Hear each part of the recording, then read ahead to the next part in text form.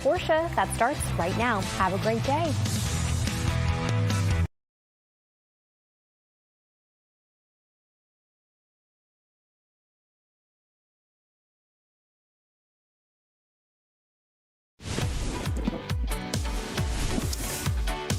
Hey there, happy Friday. Good to have you with us on Fox 5 News Live at 1 o'clock. I'm Eric Perry. We have made it through another week. Thankfully, you can get out and hopefully enjoy the weekend a little bit. We'll have a packed show for you, a lot of interviews on various different topics. And of course, we'll get a check of your forecast for the weekend. And I hate to say, but Saturday will be a little soggy, but we do need the rain. Let's get you caught up on some of the stories that we are following. Let's start at Parkview High School there. Let's get you to some video as our helicopter flew over this one here. And Louisburn Police will be the primary investigating agency as students were evacuated earlier. Here's what we can tell you now. The all clear has been given there to Parkview High School after that reported bomb threat came in. So they evacuated all the students, they say, out of an abundance of caution. But again, all clear has been given. We're told that students are back in the building and back to learning and enjoying the education process there. So that is the good news there. Again, Louisburn Police will be the leading agency when it comes to that. A big story that we've been following, especially since the Supreme Court announced redistricting. We started out in Mississippi and Louisiana when that particular jurisdiction, where now Governor Brian Kemp has now issued his statement on redistricting. Here's what he said, and I'm going to read his quote verbatim for you. Quote, "The Supreme Court's decision, Louisiana versus Calais, restores fairness to our redistricting process. It also allows states to pass electoral maps that reflect the will of the voters, not the will of federal judges.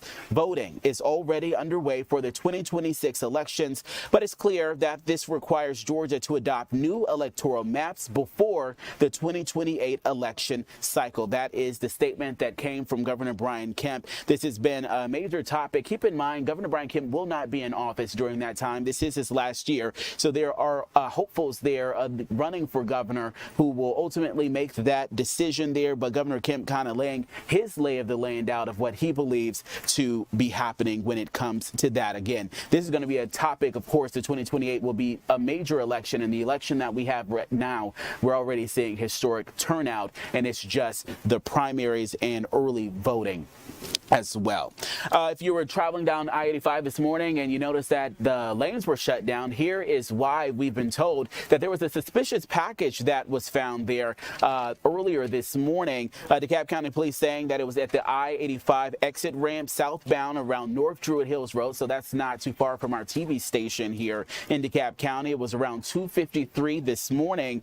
They say that the bomb unit was sent out there, and they reported that there was no threat. So that's the good news there. Not sure exactly what that suspicious package was or what the item looked like, but they were able to reopen the traffic lanes there. Those are just some of our top stories that we are following. Want to bring in Sasha Stevens there with our assignment editor. First of all, you might not have seen her face. We want to welcome her in. Sasha, thank you for joining us here on Fox 5 News Live. You're looking good, but walk us through some of the big stories that we're following, especially right now at the Gold Dome here downtown Atlanta. Hi, Eric. Yes, today our reporter Deidre Dukes, she is on the memorial at the Capitol for Congressman David Scott. So Congressman David Scott, he's lying in state today at the Capitol this morning, where the public will have the opportunity to come out and pay their respects. Congressman Scott, he passed away on April 22nd. So today, elected officials and dignitaries, they joined the family and friends for this morning's memorial service that happened at 11 o'clock at the state capitol.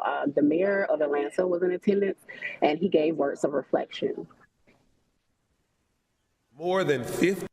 Hard to believe it. It is More than 50 years of service.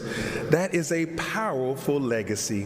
That is more than 50 years of showing up and giving voice to people who were often not heard. That is more than 50 years of refusing to give up in the promise that our government should be a force for good in all of our lives.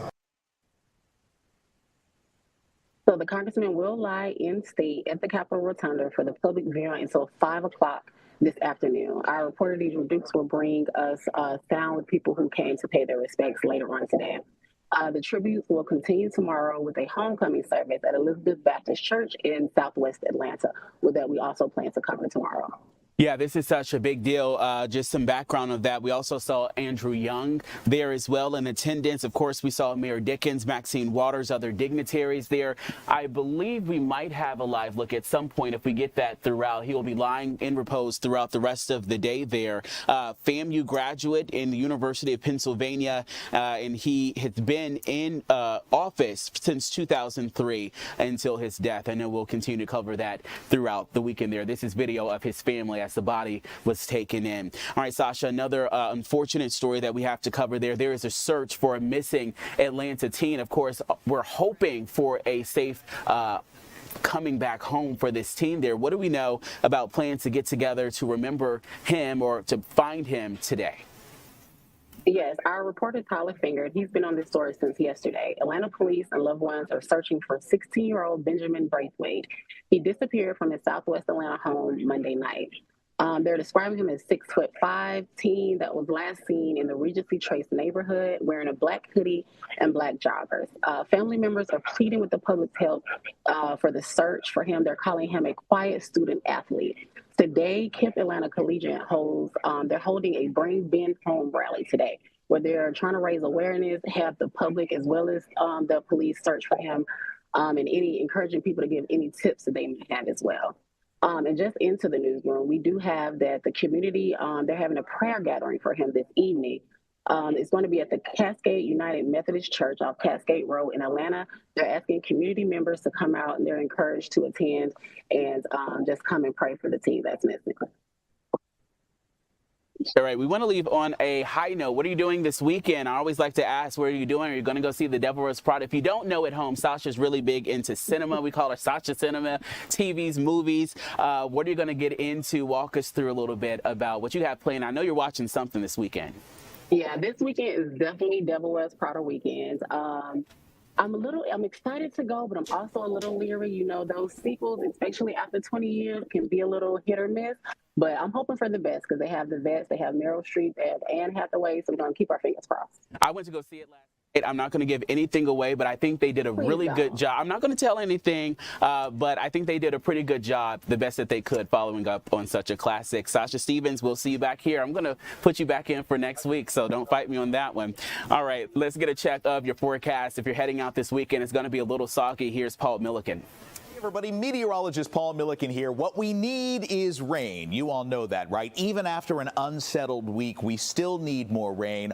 Are we going to get it? Well, we are going to get rain over the next 24 hours, but just how much and where exactly? Those are the questions. So let's get into it again from our rainfall almanac here. We're still behind for the month and the year. So it's very important right now that we stay in a bit of an unsettled pattern. I know we go to a weekend, you want nice weather. You want to get outside, enjoy things, but we really do need the rain right now. So here's our forecast rainfall for the next 24 hours. Watch this. I mean, certainly the further south you are, the better chance you have of seeing some decent rain. But this particular model here, as we run this in overnight Saturday, I mean, as you saw, the rainfall amounts around metro Atlanta, they were pretty light here. So this is really going to be mainly an event south of I-20 in terms of the rainfall here tonight and early tomorrow. You see what's going on here. We've got a stalled out frontal boundary down to our south here, another front up to our north. We're sort of caught in between, and the focal point of the moisture that's moving in is right along this frontal boundary here, which is stalled out. So the rain is moving in, but because that boundary is so far to the south, that's where most of the rain will be as well. So right now, as you look outside, again, we've got kind of a little bit of a mix of clouds out there. You had a little shower here or there, but the bulk of the rain that we're going to see is going to move in later today. Let's run our hour by hour through, and this is as we get to 8 p.m. And notice again, I mean, even if we're not seeing rain here in metro Atlanta, you go down south to Macon, Thomaston, LaGrange, you're at least getting some light rain by 8 p.m. That continues to fill in the overnight hours. So here's 11 p.m. from Atlanta southward. I mean, this is really along that line of I-20 here southward. You're getting some moderate rain to light rain, and then that continues to just move in as we go into the early morning morning hours. This is 4 a.m. Same areas are still getting some showers.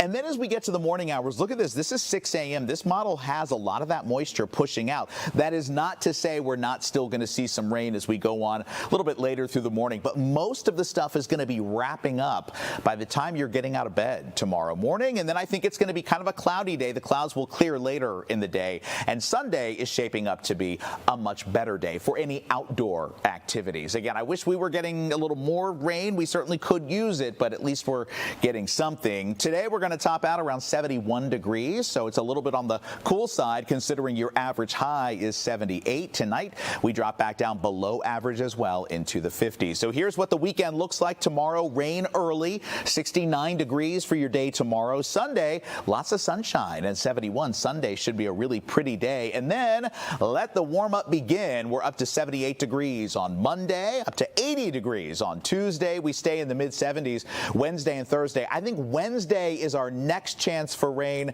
after the rain this weekend. And I think that activity on Wednesday could produce the possibility of severe weather. So we'll keep you posted on that. Otherwise, enjoy the sunshine on Sunday. Yeah, Sunday looks like a pretty good day there. Hey, if you're watching us, if you're on social media, Instagram, YouTube, TikTok, we welcome you to join in on the conversation. If you have any comments or questions or anything that we might be able to share, of course, we welcome you to do that. We'll share some of those throughout the 1 p.m. hour there. When we come back, we're talking about a woman and talking to a woman who is sharing her story of survival and abuse and hopefully inspiring other women to come forward. You don't want to miss this interview. We'll be right back after the break.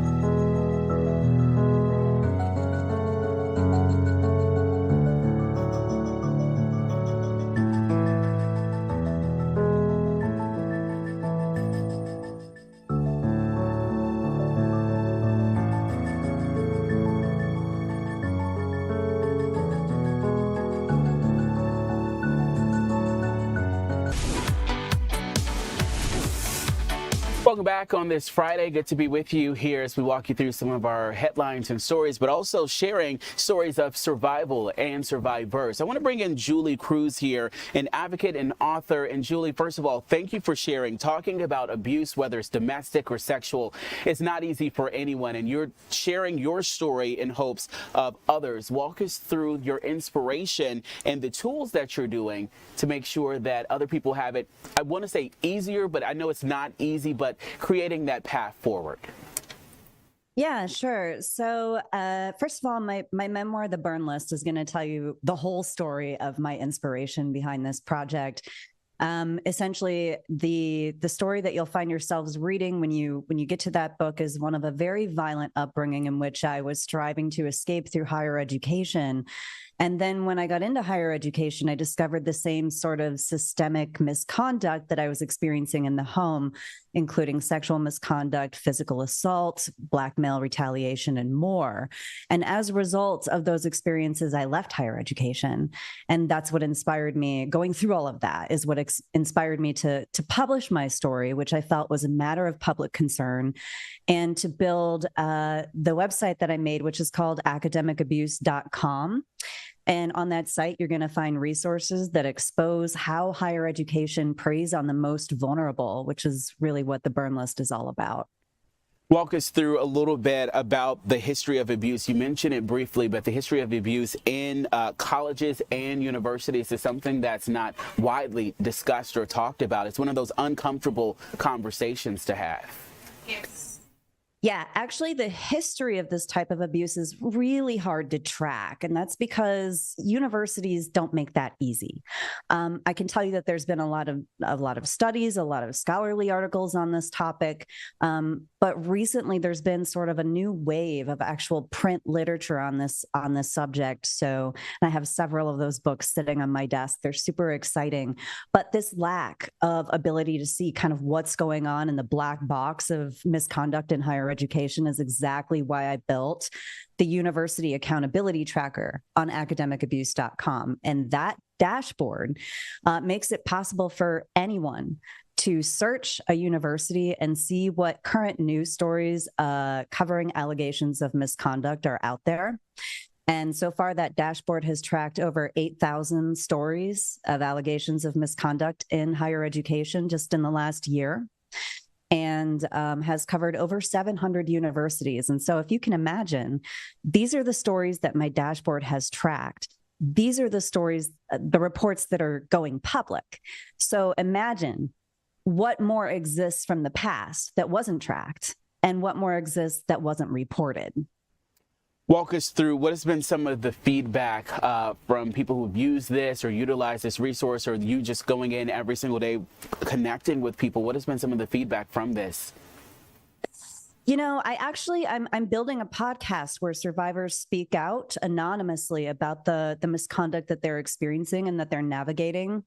And I've heard from readers of the burn list and guests on my podcast tell me that they're like, wow, this is really something. It's really saving my life. It's letting me know that I'm not alone. You know, I've had readers of my book tell me, I didn't understand what was happening to me until I read your book. And now I know, like, this wasn't my fault when I was a student, or, I was being gaslit by the university. And so it's really interesting to hear how people are responding. And I think my favorite part, though, is that I have a newsletter where I send out weekly reports of misconduct in higher education. And this is kind of a funny marketing statistic, but over half the recipients open the letter, and it's something like a quarter of them click on the resources, and they're always going back to the dashboard and looking at, like, okay, so what didn't she tell us? What more, what other stories of misconduct are out there? And so I see, and here's another one. Since I launched this dashboard, I've actually seen stories of universities launching similar dashboards of their own to try to be more transparent. And I guess that's probably their way of competing with my dashboard, is my guess. Others and people get through this. What is all of this and you creating this dashboard? What has this taught you? What is the healing that you've seen from this and creating this?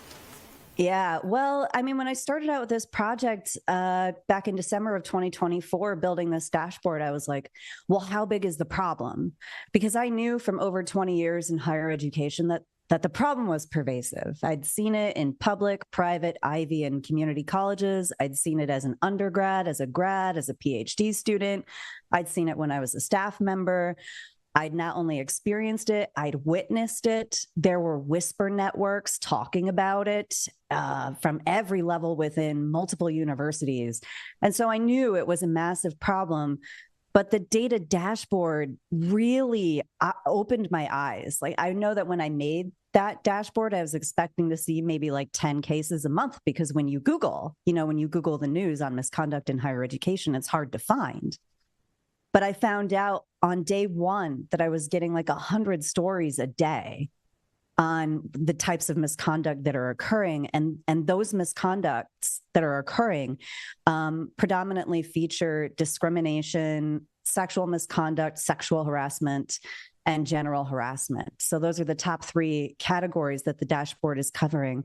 In terms of how that's helping me, I think what it's doing is it's helping me get more fired up to continue trying to raise awareness and continue trying to fight for change in higher education. I think it's desperately needed. The dashboard has helped me see that what's occurring in higher education is an epidemic. It's a public crisis, and it needs to be dealt with. All right.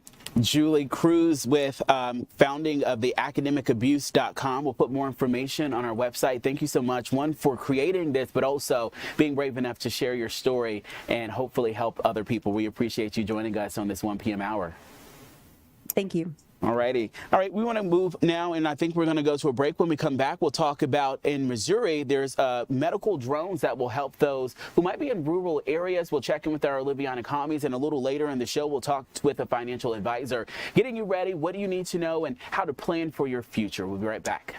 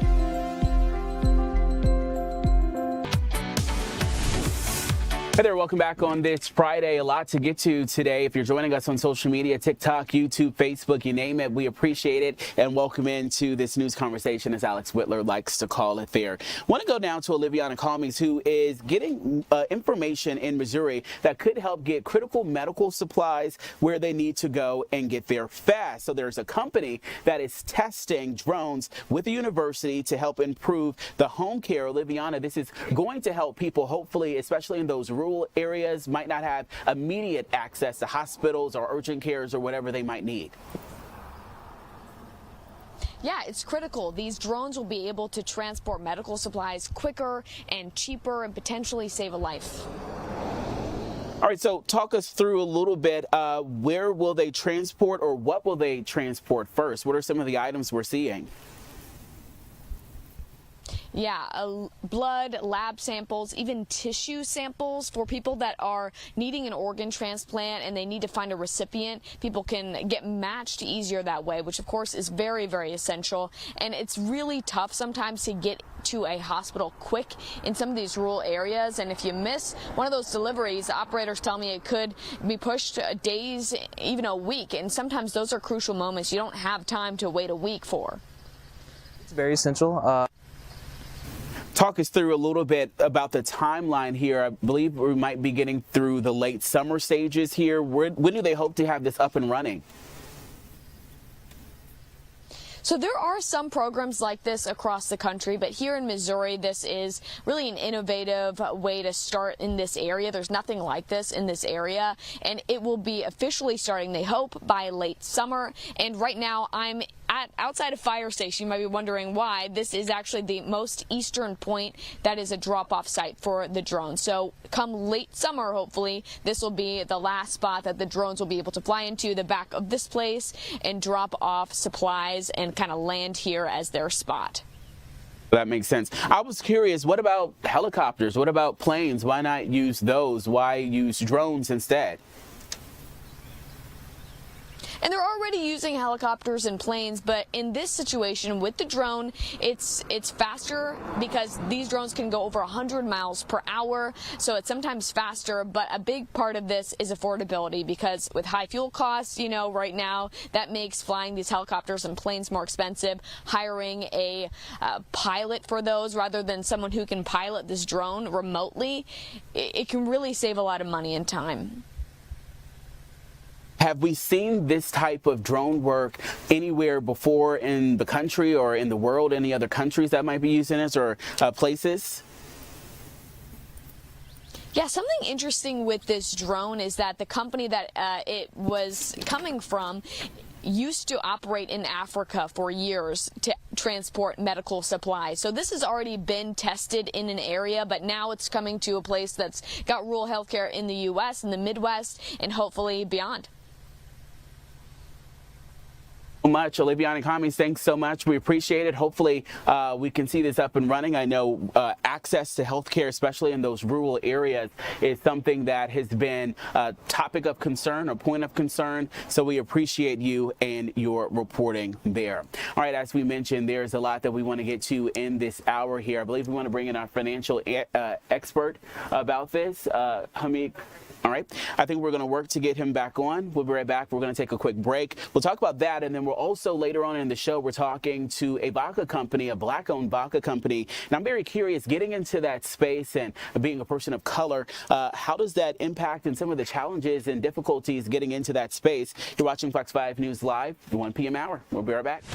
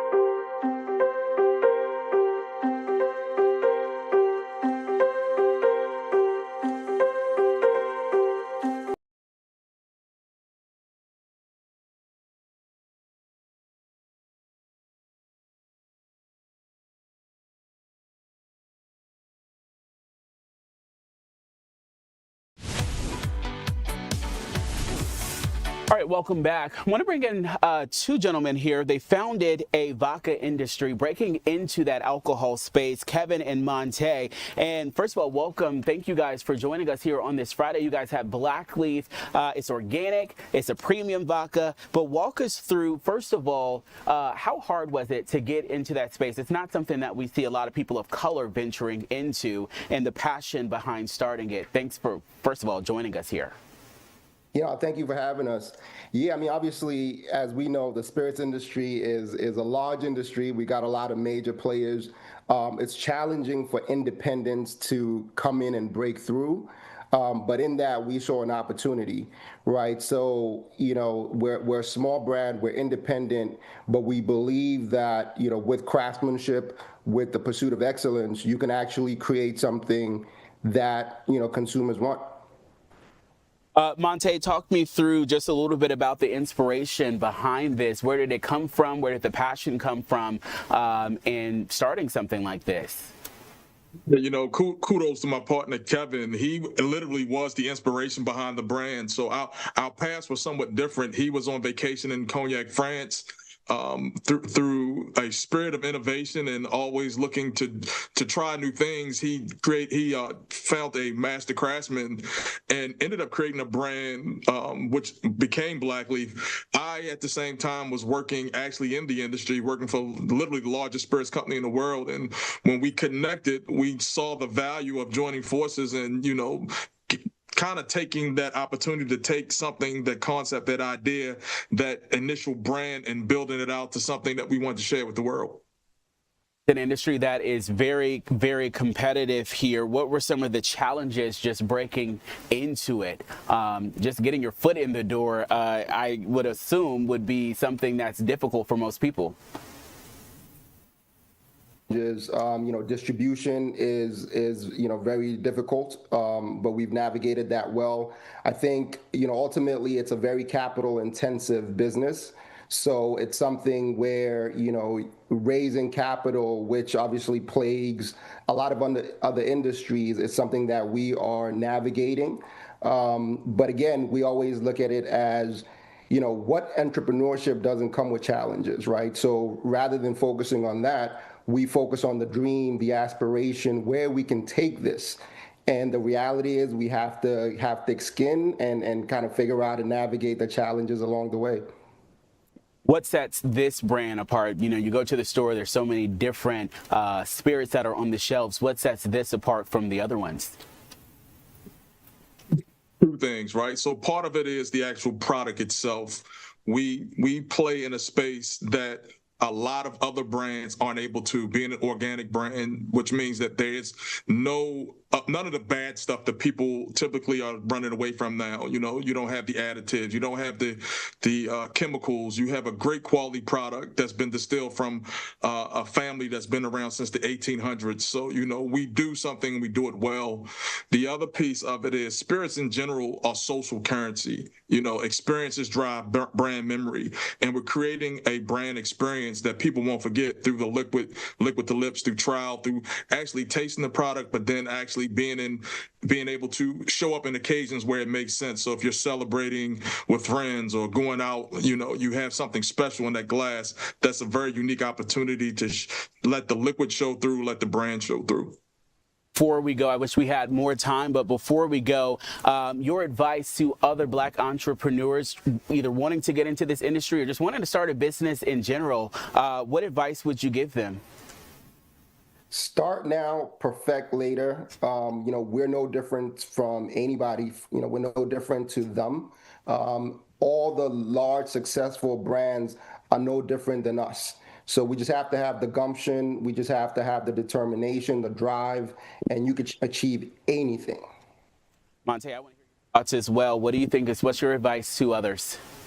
I mean, in addition to what Kevin said, you know, I think a lot of times small businesses tend to romanticize the grind, and they think passion sometimes replaces the process. I would say follow your heart, follow that passion, but put good systems in place. Connect with good people. Remember that your network is your net worth. And as you're building, being able to tap into that is going to be so key. All right. Kevin, Monte, first of all, thank you so much for joining us. It's really an inspiration to other business owners, people of color, watching you guys, how you built your business and the expertise that you have. Black Leaf Organic Vodka, you can find it. We'll put more information on our website. We appreciate you and spending some time with us during our 1 p.m. hour. Cheers. Thanks for having us. Thank you so much. All right, let's go to what's trending now. A lot of things happening this weekend and a lot of things that you guys are talking about online. Want to bring in Joyce with our digital content creator and digital center here. Joyce, what's something that's trending online here? I hear gas prices. We've been talking about it, seems like, for the last 2 months here.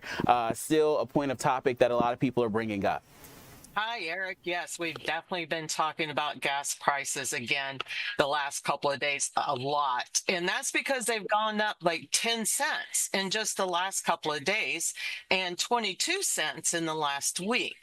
So the average in Georgia right now is about $3.80 per gallon, which is about 60 cents less than the national average, which is around $4.39 per gallon. And as you know, Governor Kemp suspended the state gas tax for like 60 days, but that's going to end on May 19th. And I don't think he has said anything yet about suspending the gas tax again. So like after May 19th, it's going to go up like dramatically. And I heard like earlier this week, like one of the local experts was saying that if this situation with Iran isn't resolved fairly soon, that gas could actually go up to like $5 a gallon in Georgia. And as you know, I'm sure you've seen the reports like out in California and other places, it's already getting to be like that much. But that could actually happen here in Georgia too. So like a lot of people are definitely getting worried about that. You know, if gas goes up that much, I might be asking you for a ride. You have plenty of room in your Jeep there. You might have to come and scoop me up. I'll give you some on the gas to get in, hopefully. No, I'm definitely not going to be able to afford it. That Jeep is a gas guzzler, and I drive like 80 miles a day. So, yeah, I'm going broke real quick if I have to pay $5 a gallon for gas. Well, hey, I guess if you work at Delta Airlines, it's a good time to work at Delta. I think they're getting a raise. Oh, my gosh, yeah, you're not kidding. So Delta employees, they're getting like a 4% pay bump, which is great for them. And if you remember back in February, they got like a big like profit sharing payout back in February. So yeah, if you're like a Delta employee, I think you're doing like pretty good. The not so good news is for people who fly on Delta. So like a couple of weeks or so ago, I was talking about how they had raised their checked bag fees, and they went like $10 to $50 depending on how many bags that you bring. And I also saw a report just a couple of days ago that the Delta CEO actually said that even if this situation is resolved with Iran, that does not mean that they are going to go back to the lower prices. He says that they are planning on keeping the higher prices for the checked bags. And I think also like the cost for a flight has gone up too. Anyway, he said that they are planning on keeping those prices in place in order to boost their profits even after the war ends. So, yeah, good news for Delta employees. I mean, I kind of wish I worked there, although I'm pretty sure they're not going to hire me after this.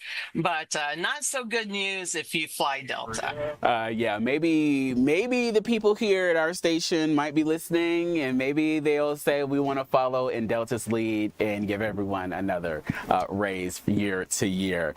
Okay, let's talk about what's happening this weekend. I know it's going to rain a little bit tomorrow, but there's still some interesting things that you can get out and do. Oh, yeah, definitely. We have like a massive list on our website. We have information about a lot of festivals. There's festivals happening in Conyers, Lawrenceville. Johns Creek is having their big international festival, which is really, really popular. There's a festival in Marietta. Mableton is doing like a taste of Mableton, We also have the Kentucky Derby coming up, so there's going to be some watch parties, and we have some of those listed. Also, Cinco de Mayo is right around the corner, so we have Cinco de Mayo parties that are listed on there. There's also like some Mother's Day, early Mother's Day stuff happening. So there's a lot of things that are happening. Plus, live music, comedy, theater, there's pretty much something for everybody. So yeah, we got a big list. It's right there on the homepage of our website. It's really easy for you to find. Can I always like to ask? All right, so I don't know if you know this, but Dolly Parton was married in Ringgold, which is kind of north of Atlanta. It's up towards Chattanooga, up towards Tennessee. Anyway, she was married there back in 1966. So every year they have a Dolly Day. And they have like a 5K in the morning, and then they have like a big festival. They have pig races. They have a Dolly Parton look-alike contest. And then they have arts and crafts and live music and food. So I'm planning on going up there to check it out. It is tomorrow, so I'm hoping the rain clears out pretty early. But yeah, that should be a lot of fun. And Ringgold is like a super cute little town, so I'm looking forward to that.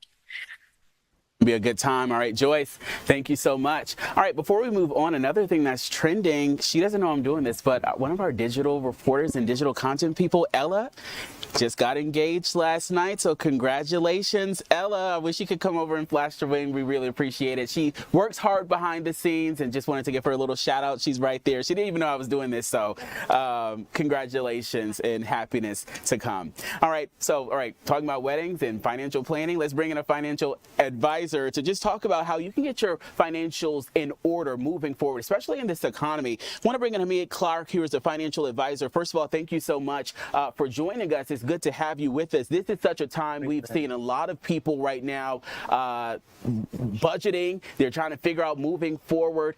So now is a great time to talk about this. So walk us through how important it is to get your affairs in order and to plan financially. Well, we just like to let people know that retirement is not something that happens to you. It's something that you plan for. And there are 3 phases to retirement. You have your growth phase in the beginning when you're trying to save as much money as you can. You have your protection phase when you're pre-retiree. You want to make sure you're not exposed to as many risks so that if there are any market downturns, when you're getting closer to retirement, you won't have to eventually end up working longer because you're losing money. And also in retirement, you saved a lot of money, and you want to make sure you carry that money. And your service is going out and the signal on your end is going out just a little bit there. If you can still hear us, talk a little bit about now. I know we're talking retirement age, but what can people do now? If you're in your 30s, your 40s, and you might be a little bit of ways off from that, what are some tips and things that you can do now to get you ready? Just try to save, put some money aside, speak with a financial advisor, speak with somebody that's a professional that can help you clarify what your goals are when you want to retire, how much you'll need in retirement, and just put a plan together to help you reach those goals. Sounds like the important thing is to make a plan to move forward. All right, so the risk of going it alone, especially around the fees, you never know what the market might do. It's always up and down in longevity. What are some tips in that regard? Some people are honestly just scared, and some people just don't know any better. Yeah, that's the beauty of working with a professional. When things happen, we're living in some pretty strange times. So when things are happening in the world, people start making risks. And just having somebody there that can help calm you down and not make a bad decision, because pulling your money out at the wrong time will cause you to that will hurt your retirement, and also leaving it in too long will also be detrimental. So just having a steady voice there to help you, and somebody that you can call. You want to be working with somebody that when you call, they're going to pick up the phone. And before we go, just overall, people watching this, what do you hope that they can take away? What is the ultimate message you want people to stay with them? Just whatever you do, whether you want to work by yourself or if you feel like you can do it yourself, go at it alone. Or if you feel like you need a professional, just make sure you have a plan. And just make sure when you want to retire, how much you have, how much you feel like you need for retirement, and just putting together a plan to get to the point where you reach your goals. Right. Hamid Clark, financial advisor, getting us all ready. You know, we all want to make sure that we are ready when it's time to retire, and we want to be retire safely and comfortably as well. So we really appreciate you coming on during this 1 p.m. hour. All right, when we come back, we are going to take a little break right now. Again, if you're joining us, we thank you for inviting us into your homes there. If you're watching us on social media, we thank you as well. We continue to leave our comments. If you have any questions, we'll be right back. We're going to talk about the Golden Girls sometime, and that's something that we always have time to do. We'll be right back.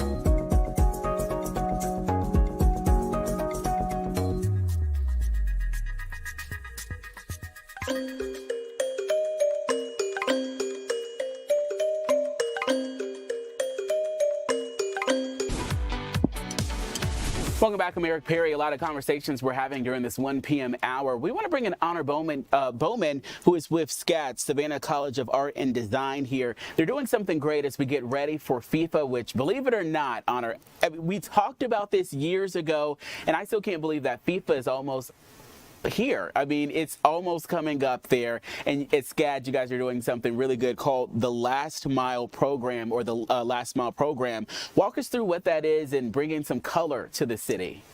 Absolutely. Thanks so much for having me.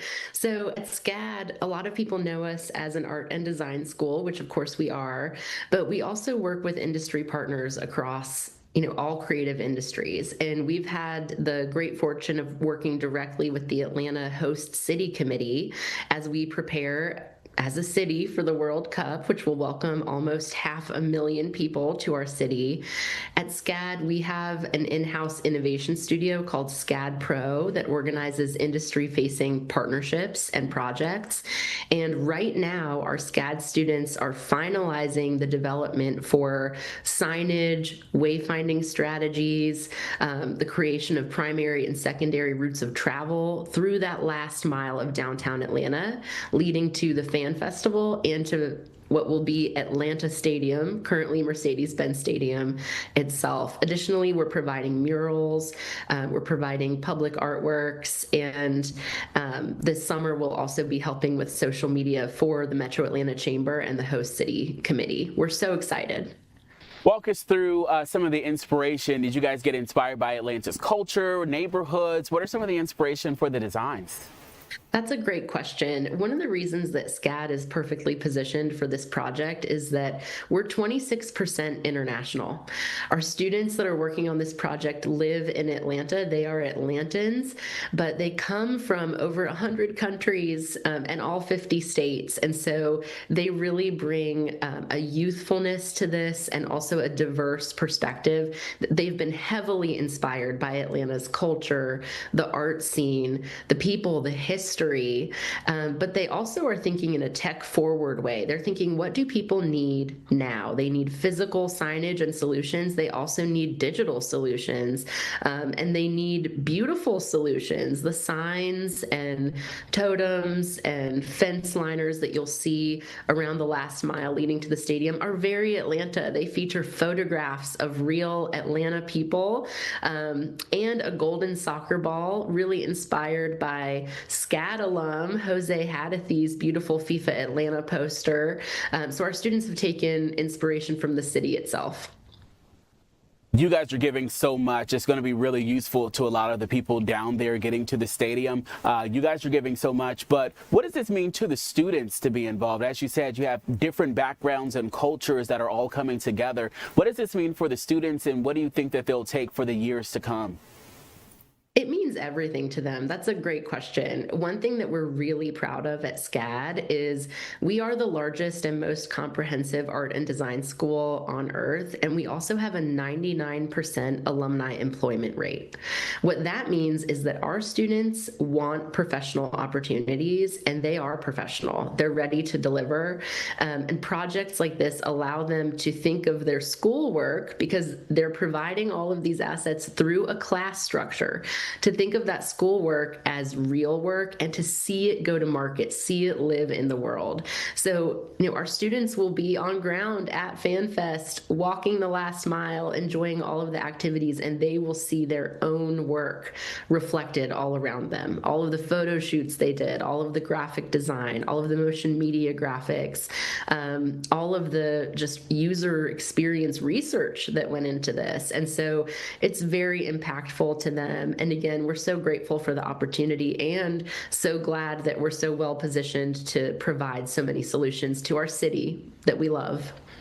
It's just so amazing seeing just the different tentacles and the different communities in this city, from students to the elder senior citizens, all coming together for FIFA. I think it's really bringing everyone together. Honor Bowman with SCAD Atlanta, thank you so much. We appreciate you being here, and I can't wait to see the artwork as well. Thank you. Of course. All right, so we want to also go to our Maria Guzman, who is out on something that is very near and dear to my heart. We're talking about the Golden Girls, and there is an event, and I see my girls behind you. Maria, walk us through. It's immersive. You can get you some cheesecake. You can have some fun. I'm going to sit back and let you take over. I'm just in awe, and I have to get a ticket to come here.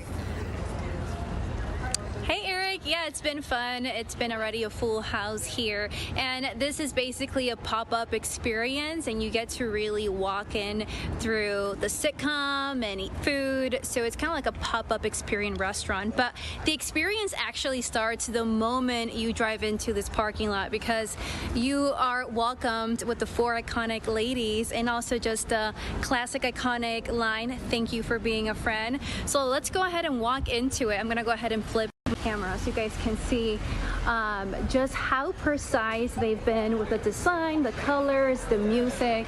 I mean, everything is just exactly like the show. So you're welcome here, and we see the kitchen, the iconic kitchen where all the ladies will gather and chat and eat some cheesecake. And here with me, I do have the manager who has been really operating and taking the lead here. This is Roger Harris. Roger, thank you so much for being here just with us today. So first, let's just talk about why bring the sitcom, right, the show The Golden Girls, to life here and bring it to Atlanta.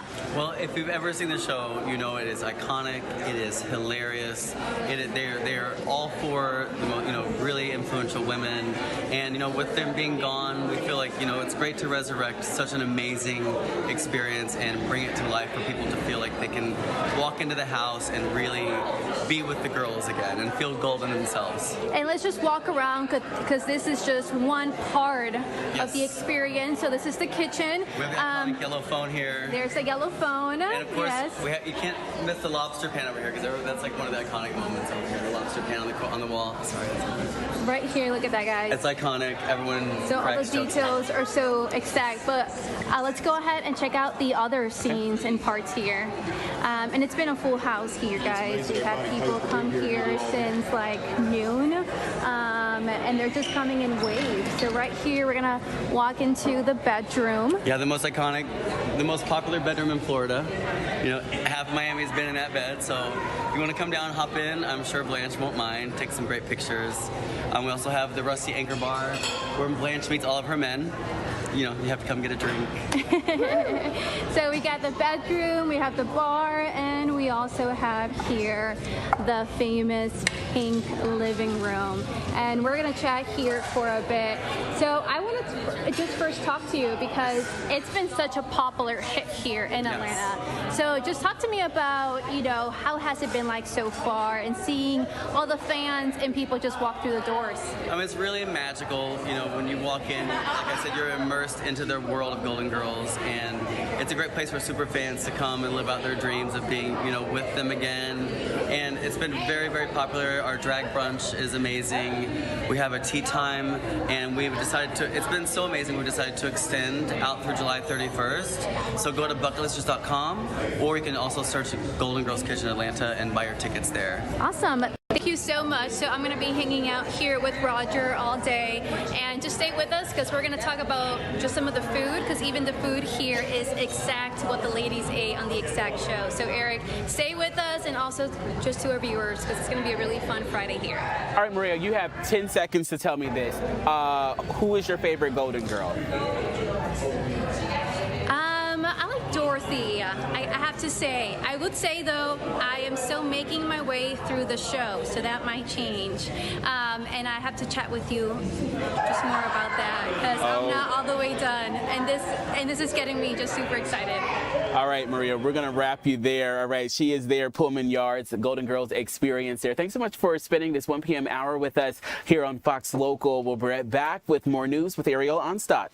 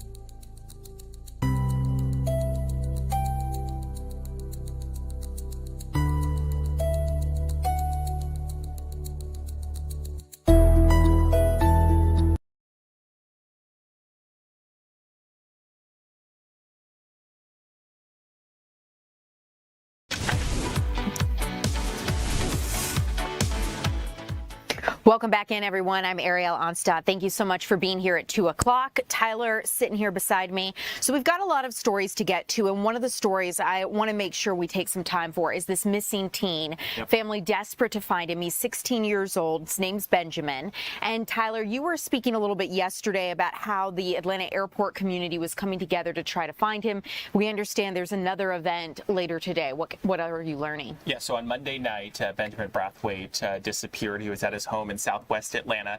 And just to be crystal clear, Southwest Atlanta, barely. Okay. It's right on the line with South Fulton, so it's right there. You're looking at the image on your screen right now. It's his missing person flyer. Benjamin Braithwaite, age 16, he is missing. And so in just a little bit at 2:30, KIPP Atlanta Collegiate will be holding a rally in his honor. They're titling it the Bring Ben Home Rally, where they're going to bring together school leaders, they're going to bring together classmates, families, and community members, all united with one goal of finding Ben. This obviously comes as fear continues to grow days after the 16-year-old disappeared. Atlanta police say Benjamin, a 6'5" teen, was last seen Monday night around 9:30 at his home in the Regency Trace neighborhood, wearing a black hoodie, black joggers, and a Nike running shoes, rather. Since then, his family, friends, and neighbors has flooded his Southwest Atlanta community, going door to door, searching wooded areas and passing out flyers like the one you're looking at on your screen right now. They were just desperately hoping someone knows something. Loved ones say his disappearance is completely out of character, and what started as concern has now become a community-wide mission. Apparently, he has also gone without his phone and his wallet, so obviously lots of concern there. KIPP Atlanta leaders say today's rally will serve as both a show of support for Benjamin's family and a call to action to keep his story in the public eye. That's his mom right there. She was going door to door yesterday. She's the one who actually works at the Atlanta airport. Back to that rally that's going to happen in just a little bit. School officials, students, and parents are expected to share heartfelt remarks, spread awareness, and mobilize even more efforts to be able to keep Benjamin's story in the spotlight. And as hours turn into days, the message from this community is clear that they will not stop until Ben is found. I want you to take a listen to what a family friend is telling us, and also one of his family members. At first we were calm, waiting on him to just come back home, just like typical teenage behavior. And when he didn't come back, we know him well enough that if he were in danger or in trouble, he would always come back home. Get to any phone, any gas station, any grocery store, and dial 911, and it'll get you home. So that rally at KIPP Atlanta Collegiate is set to get underway at 2:30 this afternoon. And obviously, if you have any information, you're asked to call Atlanta Police or Crime Stoppers Atlanta. They're hoping to obviously find him. We should also note, we also learned in the last little bit, Cascade United Methodist Church will be hosting a prayer vigil tonight. That is going to be happening at 7 p.m. Lots of different places, lots of different organizations are going to be coming together.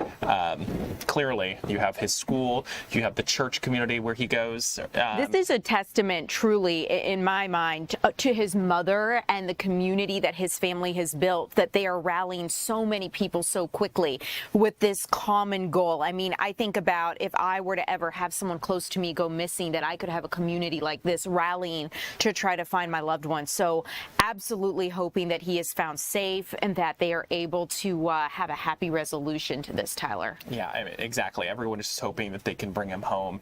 And this is obviously something that has struck a chord in our community. We shared this initially Wednesday night after the airport put out their call to action to share his image, saying that one of his beloved member of their community at the airport who works there is missing. And we shared it, and within a short period of time, we had over 1,000 shares on our Fox 5 Atlanta Facebook page. Lots of comments, lots of reactions to that post. We also then had even more reactions yesterday when I posted those search efforts that you're kind of seeing in some of the video on the right side of your screen there. It just, as you said, the testament to the fact that people clearly value this family and they really want to help bring this 16-year-old home. Tyler, thank you so much for keeping us updated. I know you will as we get any new information. So thank you so much. I'll let you get back to it. I know that's coming up here at 2:30, that rally. As we continue at 2 o'clock, you guys, we've got a lot of other stories to get to. You're taking a look at a man that police have arrested. They say that this 18-year-old is responsible after stealing a vehicle, they say, and fleeing to Cobb County Police. Ultimately, ultimately, that police chase ended in a crash that hurt 2 pedestrians. One of them ultimately died, a woman, and a teenager, a 14-year-old, was seriously hurt. Police say officers spotted the stolen vehicle around 3:30 in the afternoon of April 16th near Snapfinger and Panola Roads. They tried to do a traffic stop, and they say the driver, Joseph Oda, refused to stop and sped away, leading officers on a chase. Investigators say the car was traveling westbound on Covington Highway near Miller Road when it lost control, went into the oncoming lanes, and struck 2 pedestrians before hitting a tree. We know Antoinette Catchings, a 56-year-old woman, was pronounced dead, and a 14-year-old boy was taken to the hospital with serious injuries. His current condition isn't known at this time, but we'll continue to keep you updated as Oda's legal process follows through. I also want to let you know that police want your help trying to find a man they believe to be responsible for child molestation. Let's talk about it, because Cobb County Police want to know if you've seen the man here on your screen. They consider him a danger to the public. They say he's a suspect in multiple child molestation cases across Douglasville and Oak Ridge Road area of Cobb County. Ultimately, they say if you have seen him, give them a call immediately. They have gotten these 2 photos and say that he is known to frequent the area of Oak Ridge Road and Blair Bridge Road. The man is also being sought for cases in Douglasville and Douglas County. He's described as a 30 to 40-year-old man standing between 6 foot 1 inches tall and weighing between 180 and 210 pounds. Police have not released any details about the cases or made anything public, but they say if you recognize this man, give Cobb County Police Department a call immediately. I also want to let you know about this one. We don't have video for it, but hang out with me as I talk to you about what we're learning here, because this is an important story. A DeKalb County police sergeant is now facing federal charges after the FBI arrested him yesterday morning, Thursday, for alleged child sex crimes. Now, ultimately, federal agents arrested Cameron Levsby on 1 count of intent to view images of minors engaged in sexual conduct, and he appeared in a federal court yesterday afternoon after his arrest. The DeKalb County Police Department placed him on administrative leave without pay and is conducting their own internal investigation into this incident. So we'll be sure to keep you updated as we learn any new details. Here at home, we've heard a lot of talk about what the future of election maps in the state of Georgia might look like after the recent Supreme Court ruling. And now we're getting an update from Georgia's governor, who says no electoral map changes to be made before the midterm elections here in 2026. He says that because early voting is already underway in the primaries, it's just too soon for any of this to, or too late rather, for any of this to happen. Governor Brian Kemp had said that he wants to redraw maps eventually, or for the state to do that, even if it's beyond his term, but that won't be a priority as of right now. You're taking a look at some video of this issue that we've covered extensively as it relates to how electoral maps could be redrawn, but the governor says that new electoral maps will be required ahead of the 2028 election cycle and could involve a special session. Just ultimately, they will not happen before the 2026 midterms because voting is already underway. The Supreme Court ruling has sparked calls for redistricting across the nation.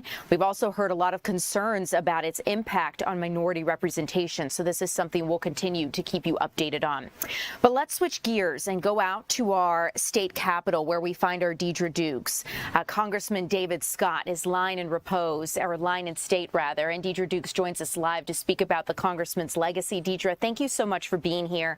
Every time I have a conversation with you or someone else who's been covering Congressman Scott's life and legacy, I feel like I just learn a little bit more about the impact he had on our state.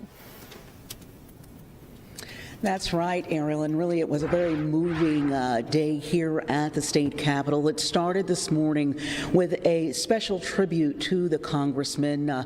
So many people gathering here, members of the congressional delegation as well as his family members, those who worked with him here at the state legislature, who gathered to pay their respects during a memorial ceremony this morning. As you said, he does now lie in state here at the capitol, in the Capitol Rotunda, giving members of the public an opportunity to come here and pay their respects as well.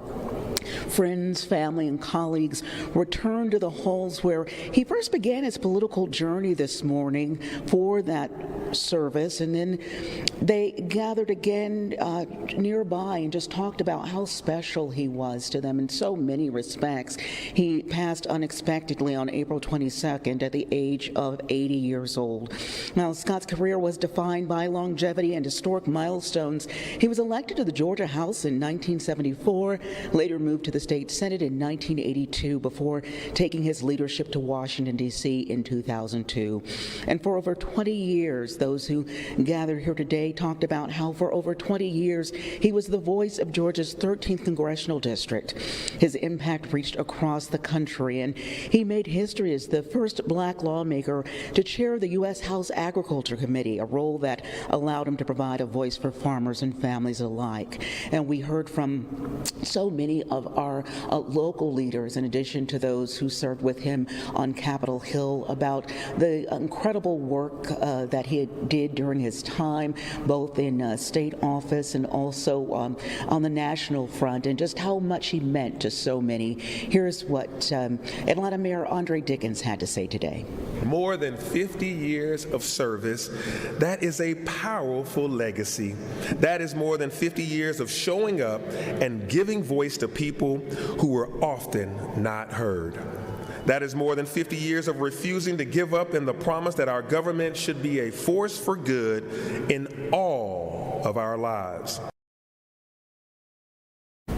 Yes, a life well lived, dedicated to decades of public service. Clear that he will be sorely missed, but those who were here today say that he blazed great trails and that he has big shoes to fill, but now they look for those who are coming up behind him to continue his work. He will lie in state here, Ariel, at the state capitol until 5 o'clock this afternoon. Deidre, thank you for letting us know how much time we have to pay our respects if we choose to do so. Curious, and I think you might have mentioned this earlier here, but just reiterating, have any official details as to a funeral service been released after he lies in state there at the Capitol? And that's right. He will be funeralized tomorrow morning at 11 a.m. at Elizabeth Baptist Church. That is in Southwest Atlanta. And it's expected that we will see, again, just a moving tribute to him. So many people touched by this congressman during his decades of service, not only to the Atlanta community, but the nation. Deidre, thank you so much for the update on Congressman Scott, a man with a huge legacy who really made so many incredible strides for Georgia's farmers and our agricultural community. Deidre Dukes, thank you so much. We'll see you again later this evening. As we continue here at 2 o'clock, I want to talk to you guys a little bit about what's next as it relates to the Department of Homeland Security funding bill, because there are some questions as to what agencies are going to be fully funded and what are not. So let's talk about it, because at this point, the longest partial government shutdown in United States history is over. The president signed that funding bill last night. But we know that immigration's agencies within the Department of Homeland Security, ICE, Customs and Border Patrol, will not be funded with this bill. So what is next? First, let's back up, because it was a vote in the House yesterday that got us here. It was a 76-day Department of Homeland Security shutdown, the longest in history, brought to an end by that vote and then the subsequent signature from the president. But the House actually sat on that funding bill for weeks before ultimately passing it, funding all of the Department of Homeland Security except for ICE and Customs and Border Patrol. Republicans now plan to fund those two agencies in a 3-year budget reconciliation bill, which allows them to bypass Democrats. President Trump wants that bill on his desk by June 1st. In the meantime, some House Republican immigration hawks say Democrats have set a precedent about defunding agendas they don't support and what that could look like if it were put the other way around. We also know that some Democrats, like you just saw Senator John Fetterman, says the shutdown was truly a waste of time.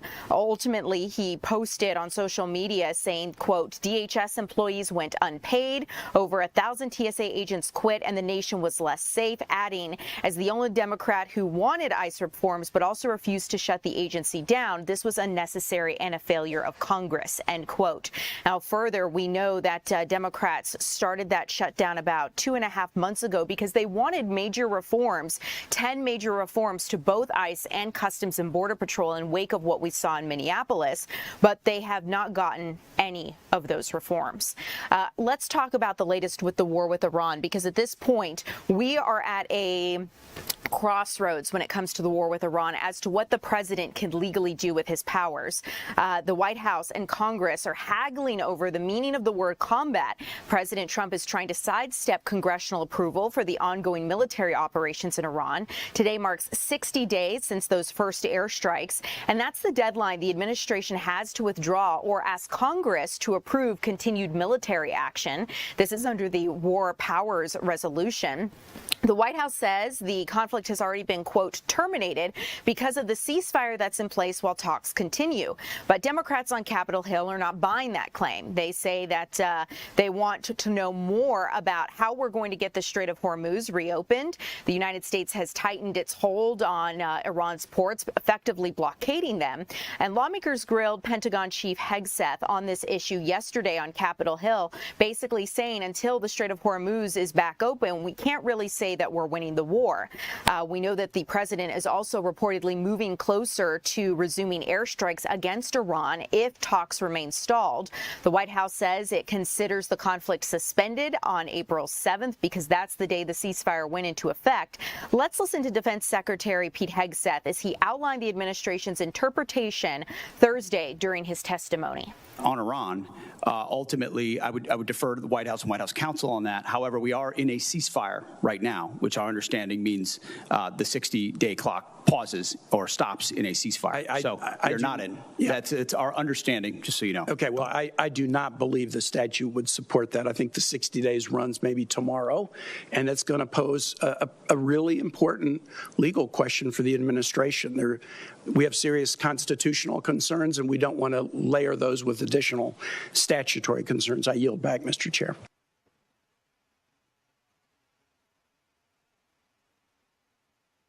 So you were listening as Secretary of War Pete Hegseth spoke to Tim Kaine, Democratic senator from Virginia, about the legality of the war continuing. Keep in mind, as of just this afternoon, we have learned that the Iranians have submitted another proposal to the White House. President Trump says he's not satisfied with Iran's latest proposal to end the war with the United States. He hasn't said what exactly he does not like, but the president said negotiations have continued by phone after he called his envoy's trip to Pakistan this week. He's expressed frustration with the Iranian leadership. Let's take a listen to what the president had to say as he was headed out to go to the villages in Florida this morning. We're dealing with Iran, as you know, it's a very disjointed, unfriendly leadership, unfriendly to each other. They're not getting along. They're very, very confused by what's happened because essentially most of their military has been wiped out. But we just had a conversation with Iran. Let's see what happens. But I would say that I am not happy. Their leadership is very disjointed, very argumentative with each other. They come back, one says one thing, one says another. They're very confused.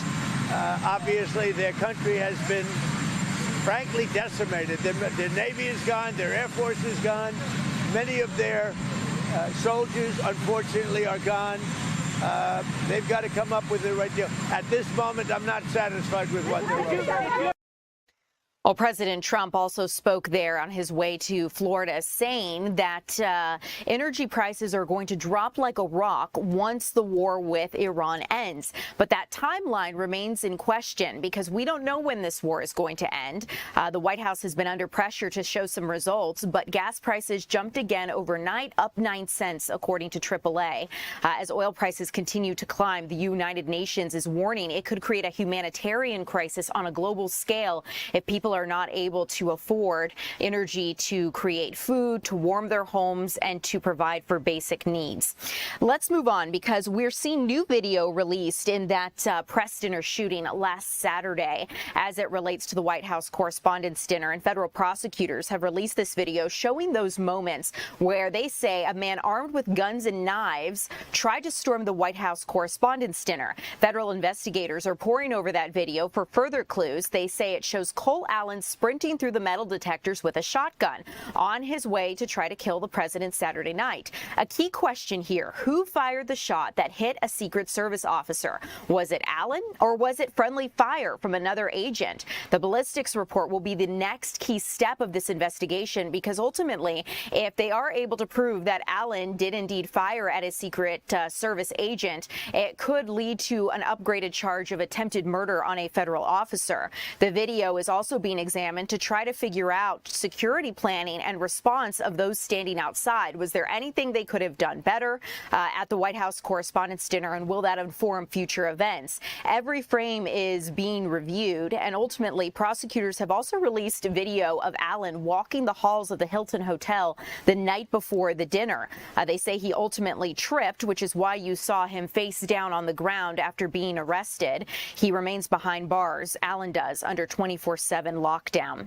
Now, Congress has also approved a short-term funding of a controversial spy program. We've been speaking a lot about FISA, or as it's known, the Foreign Intelligence Surveillance Act. A lot of spy agencies here in the United States use this, and that act was set to expire as of midnight last night.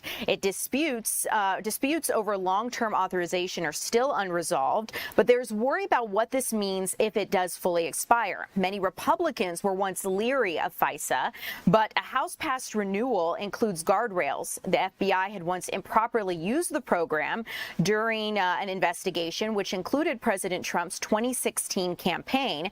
So the Senate had used that as part of their basis for Senate Republicans, as part of their basis for not wanting to renew this piece of legislation.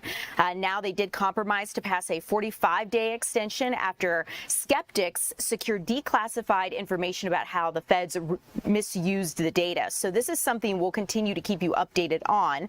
It's something that our intelligence agencies use, but obviously some concerns about what this means for the American public and how to protect American citizens from being caught up in surveillance webs. Let's talk about the key piece of legislation that the Senate just passed, because we see a lot of you guys talk about whether or not it's fair for the Senate to be able to trade on the stock market or take place in prediction markets like Polymarket. Well, now the Senate has just decided to unanimously pass a rule that would ban senators from trading on prediction markets effective immediately. There were rising concerns about insider trading on prediction market platforms like Polymarket and Kalshi. Kalshi said it actually suspended and fined one Senate candidate and two other candidates in the House of Representatives on April 22nd for political insider trading on their own campaigns. Senator Bernie Moreno says the rule helps to provide transparency to the American people. Take a listen. When we come here on the Senate floor, our constituents have to know that our only guiding light is what's best for our state, what's best for the people of our states, and what's best for the United States of America. Engaging in any way in a prediction market or trying to place bets where we might have inside information deteriorates the confidence that our constituents have in us. Now, you may remember this does follow a U.S. soldier, Special Forces soldier, that was arrested after authorities say he traded big time on the arrest of Venezuela's former leader. He has since appeared in court and has denied those allegations of insider trading, but the Senate has banned at least themselves from being able to place bets in prediction markets, given the extraordinary access they have to knowing what the government is going to do. As we continue here at 2 o'clock, you guys, we are going to check in with our meteorologist, Paul Milliken. He's stepping into the weather desk today, talking a little bit about what to expect with our rain chances for tomorrow. It might be one of those rainy Saturdays. It's just a good day to curl up with a book. Paul has the update straight ahead.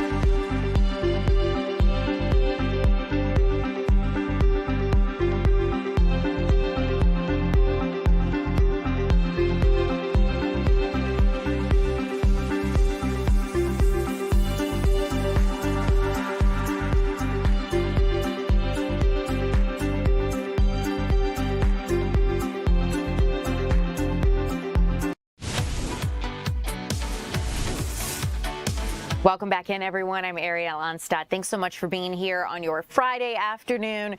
We have made it to the weekend, and if you're planning on going outside tomorrow, it may not be the best day to do that.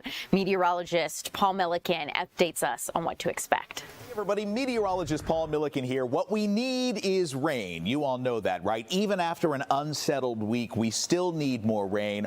Are we going to get it? Well, we are going to get rain over the next 24 hours, but just how much and where exactly? Those are the questions. So let's get into it again from our rainfall almanac here. We're still behind for the month and the year. So it's very important right now that we stay in a bit of an unsettled pattern. I know we go to a weekend, you want nice weather. You want to get outside, enjoy things, but we really do need the rain right now. So here's our forecast rainfall for the next 24 hours. Watch this. I mean, certainly the further south you are, the better chance you have of seeing some decent rain. But this particular model here, as we run this in overnight Saturday, I mean, as you saw, the rainfall amounts around Metro Atlanta, they were pretty light here. So this is really going to be mainly an event south of I-20 in terms of the rainfall here tonight and early tomorrow. You see what's going on here. We've got a stalled out frontal boundary down to our south here, another front up to our north. We're sort of caught in between, and the focal point of the moisture that's moving in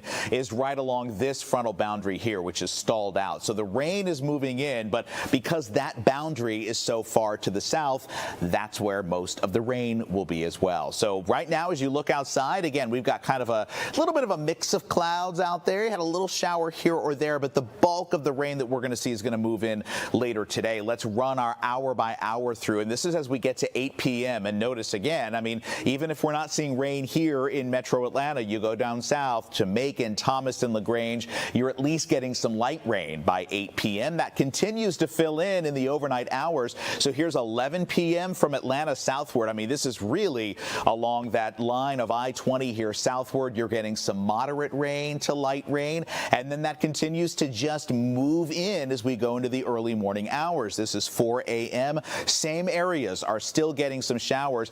And then as we get to the morning hours, look at this. This is 6 a.m. This model has a lot of that moisture pushing out. That is not to say we're not still going to see some rain as we go on a little bit later through the morning, but most of the stuff is going to be wrapping up by the time you're getting out of bed tomorrow morning. And then I think it's going to be kind of a cloudy day. The clouds will clear later in the day. And Sunday is shaping up to be a much better day for any outdoor activities. Again, I wish we were getting a little more rain. We certainly could use it, but at least we're getting something. Today, we're going to top out around 71 degrees, so it's a little bit on the cool side considering your average high is 78. Tonight, we drop back down below average as well into the 50s. So here's what the weekend looks like tomorrow. Rain early, 69 degrees for your day tomorrow. Sunday, lots of sunshine and 71. Sunday should be a really pretty day. And then let the warm up begin. We're up to 78 degrees on Monday, up to 80 degrees on Tuesday. We stay in the mid 70s Wednesday and Thursday. I think Wednesday is our next chance for rain after the rain this weekend. And I think that activity on Wednesday could produce the possibility of severe weather. So we'll keep you posted on that. Otherwise, enjoy the sunshine on Sunday. All right, Paul, thanks so much. Definitely going to look forward to Outdoor Time Sunday as opposed to Saturday. Appreciate you as always. Let's get into some economic news, you guys, because just before I came on with you here at 2 o'clock, we learned that President Trump says he's going to be putting a 25% tariff on vehicles coming from the European Union. He says this is because the EU has not been complying with his trade deal. But in the meantime, FedEx and UPS are vowing to return some tariff refunds to their customers. This will probably be welcome news to a lot of you, but ultimately they say they're going to be returning any wrongly charged tariff fees to their customers as the United States government begins to refund those levied monies. Now let's, as we continue here, I want to keep you updated as to how thousands of companies have filed claims through a refund system set up to allow them to get those tariff charges. The tariff refund system went live last week, and the announcement comes after the U.S. Supreme Court, as you may remember, in February, struck down President Trump's 2025 tariff charges. U.S. foreign businesses on products coming into the country under a law meant to be used in terms of national emergencies. The Supreme Court had said that the Trump administration cannot do that, but we know the Trump administration is working to find other ways to levy tariffs. UPS says it's already collected about $5 billion in tariffs from customers and says it's working with Customs and Border Protection to ensure access to the refunds. And both UPS and FedEx say if you paid tariff fees and you were paying them wrongly, things that were struck down under the Supreme Court ruling, you should get that money back. So we'll keep you updated on that one. I also want to let you know something that will affect people here in Atlanta, here a little closer to home in terms of our Atlanta airport. Spirit Airlines is preparing to ground its planes for good. The Wall Street Journal is reporting that Spirit had been hoping to finalize a $500 million lifeline from the federal government before running out of cash, but it hasn't been able to get sufficient support between sufficient bondholders and the government to secure the funding to keep it in business. Spirit is moving forward with plans to liquidate its aircraft fleet and completely shut down. There's no information as to when the timing of this shutdown will happen, but if you want to know how this could affect you here at Atlanta's Hartsfield-Jackson International Airport, I want to tell you, in the grand scheme of things, not a whole lot, but thousands of passengers could be affected. If you bought a ticket, you're looking ahead to something, this is something to keep in mind. According to airport data, Spirit Airlines only handles about 1.5% of airport traffic here at Atlanta Hartsfield-Jackson. As you know, Delta's the main carrier, but this is still a big loss for people who like to fly this low-budget airline. So we know that the president has said he's going to continue to try to bail Spirit Airlines out, but no deal in progress thus far. I'm looking off to my right here, and it looks like we might have an update here soon from family members as they continue to search for that missing teenager, Benjamin Braithwaite, that we've been telling you about.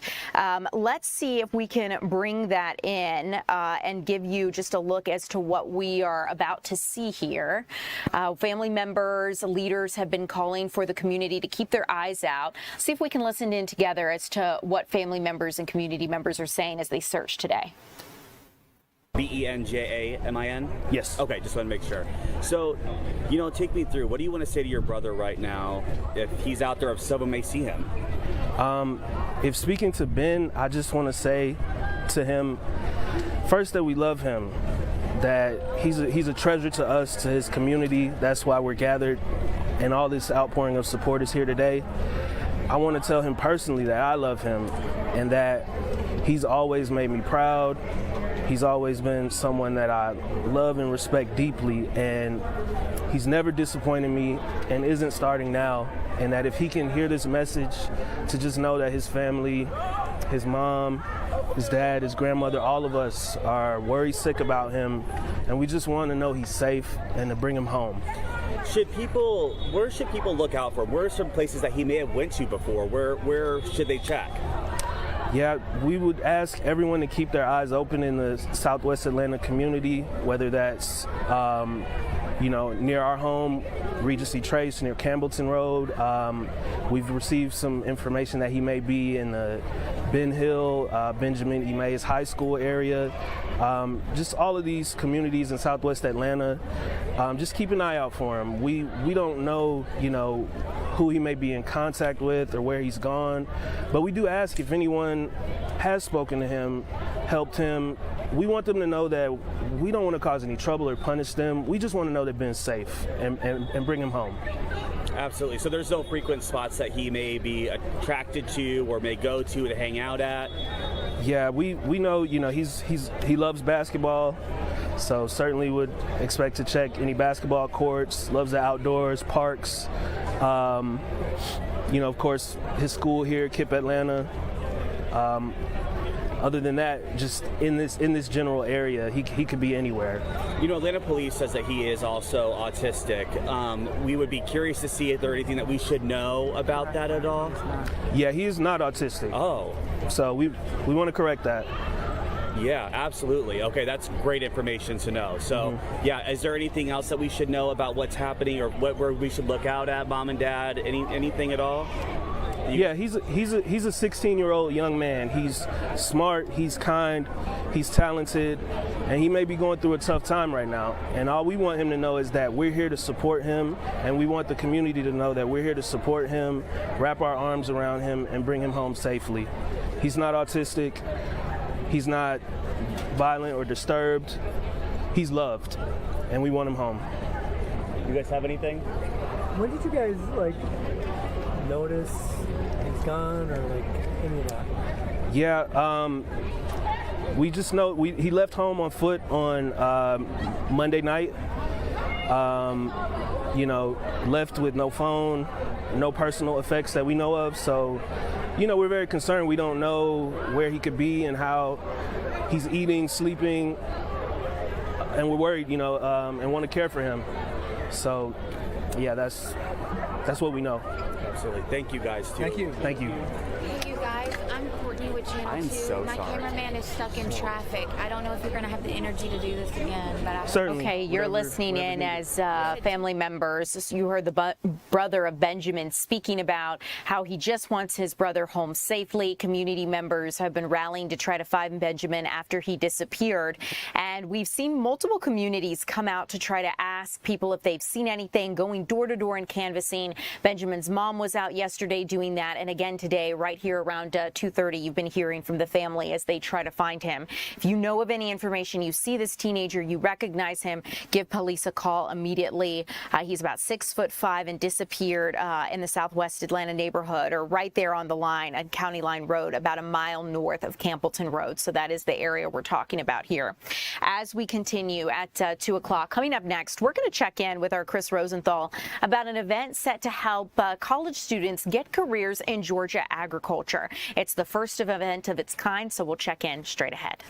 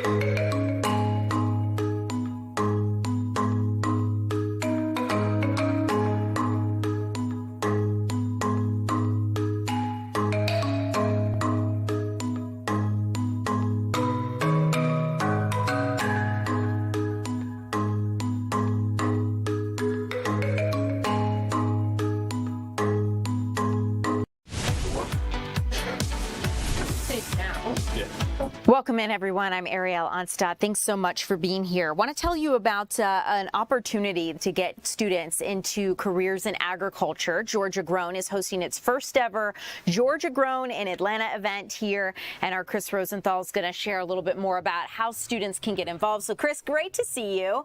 Tell me a little bit more about this event.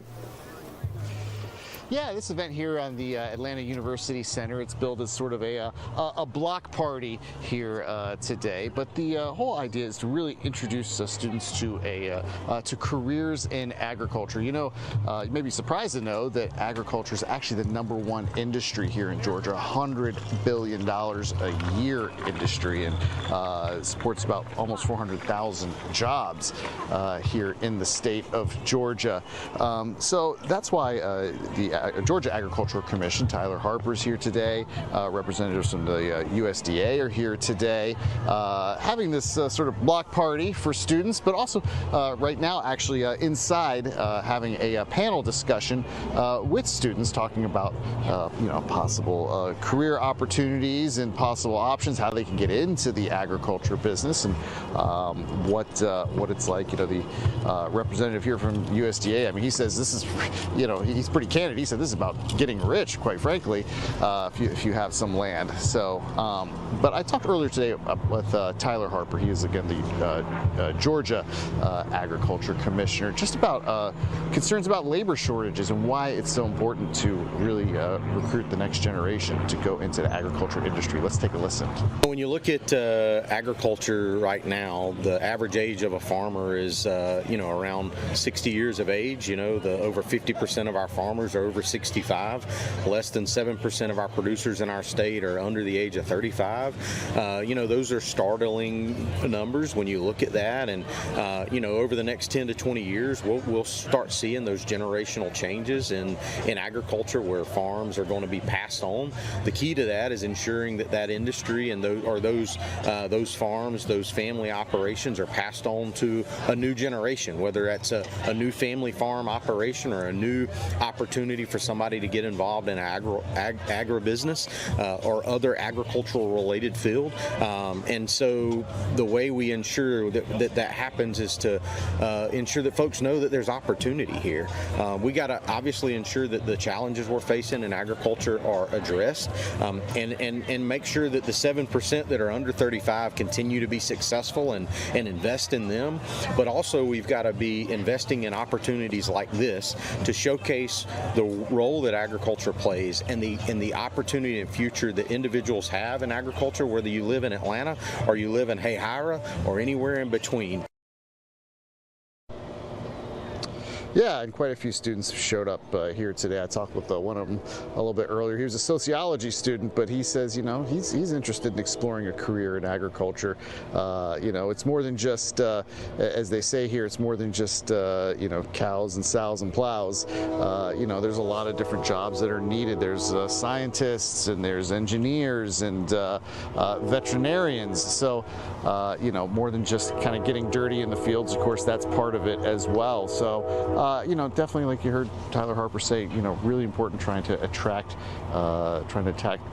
these students to this industry and really keep the future of it alive. Yeah, Chris, we have such a big agriculture community and it's such a big part of Georgia's economy.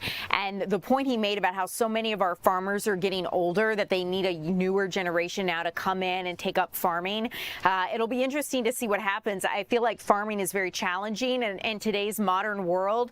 Not as simple, perhaps, as it once was, and hard for farmers to continue.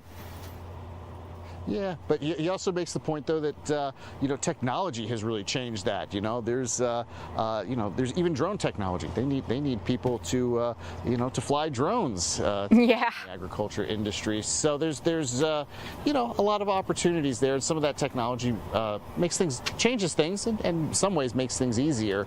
But you still need those jobs. And we'll always need food to eat. So, Chris, a good reminder. Thanks so much for joining us here live, Chris. We'll see you see you again here upcoming at 3 o'clock as we continue here at 2, you guys. I want to tell you about some other stories we're following here in the Fox 5 Atlanta newsroom. Let's get an update to that story we first brought you yesterday with our Doug Evans. We're learning more about 6 Northgate High School students who were involved in a crash on Vaughn Road yesterday morning. 2 of those 6 students were seriously hurt. Ultimately, the crash happened just after 11 in the morning in that 300 block of Vaughn Road. The school district says, Northgate High School says it was alerted by the county's emergency management department in the morning about this crash because 6 of the people involved, 6 of the students, went there to Northgate High School. Ultimately, the Georgia State Patrol is investigating and believes that a male student was driving the car. It was a black Honda Accord, and they think he was driving too fast and failed to negotiate a right curve. The vehicle left the road, struck a utility pole, and came to an uncontrolled rest against the base of a large tree. We know that that road has been dangerous for a lot of other people. It's a very tight curve, and sometimes you can get up speed as you're coming around it. All 6 people inside of that car were rushed to various Atlanta hospitals for treatment. 2 of the females in the car, 2 of the women, female students, sustained serious injuries and were rushed by helicopter. So we'll continue to keep you updated as we get any new information. But we've spoken to some neighbors in the area about how dangerous that curve is. And one woman that we spoke to lost her 17-year-old son in nearly the same spot 10 years ago. Let's take a listen to what she had to say. It is a twisty, dangerous road. There's curves, there's sharp curves on there. Unfortunately, it's what a lot of people call the fun road because it is fun to drive on it until it's not. And my heart goes out to the families and the students at Northgate, and I want to let them know that they're not alone. Sometimes they're going to want to be alone, and then they're not. Well, after Holland, Whitehawk's son crash around that same area, we know that some signage was added and the speed limit lowered for that road, but accidents do still continue to happen. So we'll keep you updated if any changes come out of this as it moves forward. I also want to let you know about something. We don't have video of this, but it is an important thing to note because I-285 on the west side might be a bit of a mess this May. All lanes of I-285 are going to close between Martin Luther King Jr. Drive and Cascade Road starting May 8th. The full weekend of closures lasts from Friday evening until Monday morning. This is for essential concrete repavement work, and the Georgia transportation officials are warning of significant region-wide delays. They're urging motorists, if you're driving, use 511, Georgia State Route 511 as an alternate, but this is going to start Friday, May 8th, so next Friday around 7 o'clock, and will end by 5 a.m. Monday, May 11th. So over the weekend, next weekend, Mother's Day weekend. So keep that in mind. As we continue here, you guys, I'm taking a look off to my right. We have some more stories here coming up next. We're going to be bringing in our Maria Guzman to chat a little bit about something that you could do with your mom for Mother's Day. A popular exhibit here in Atlanta has been extended. The dates have been, and we're going to talk about it straight ahead.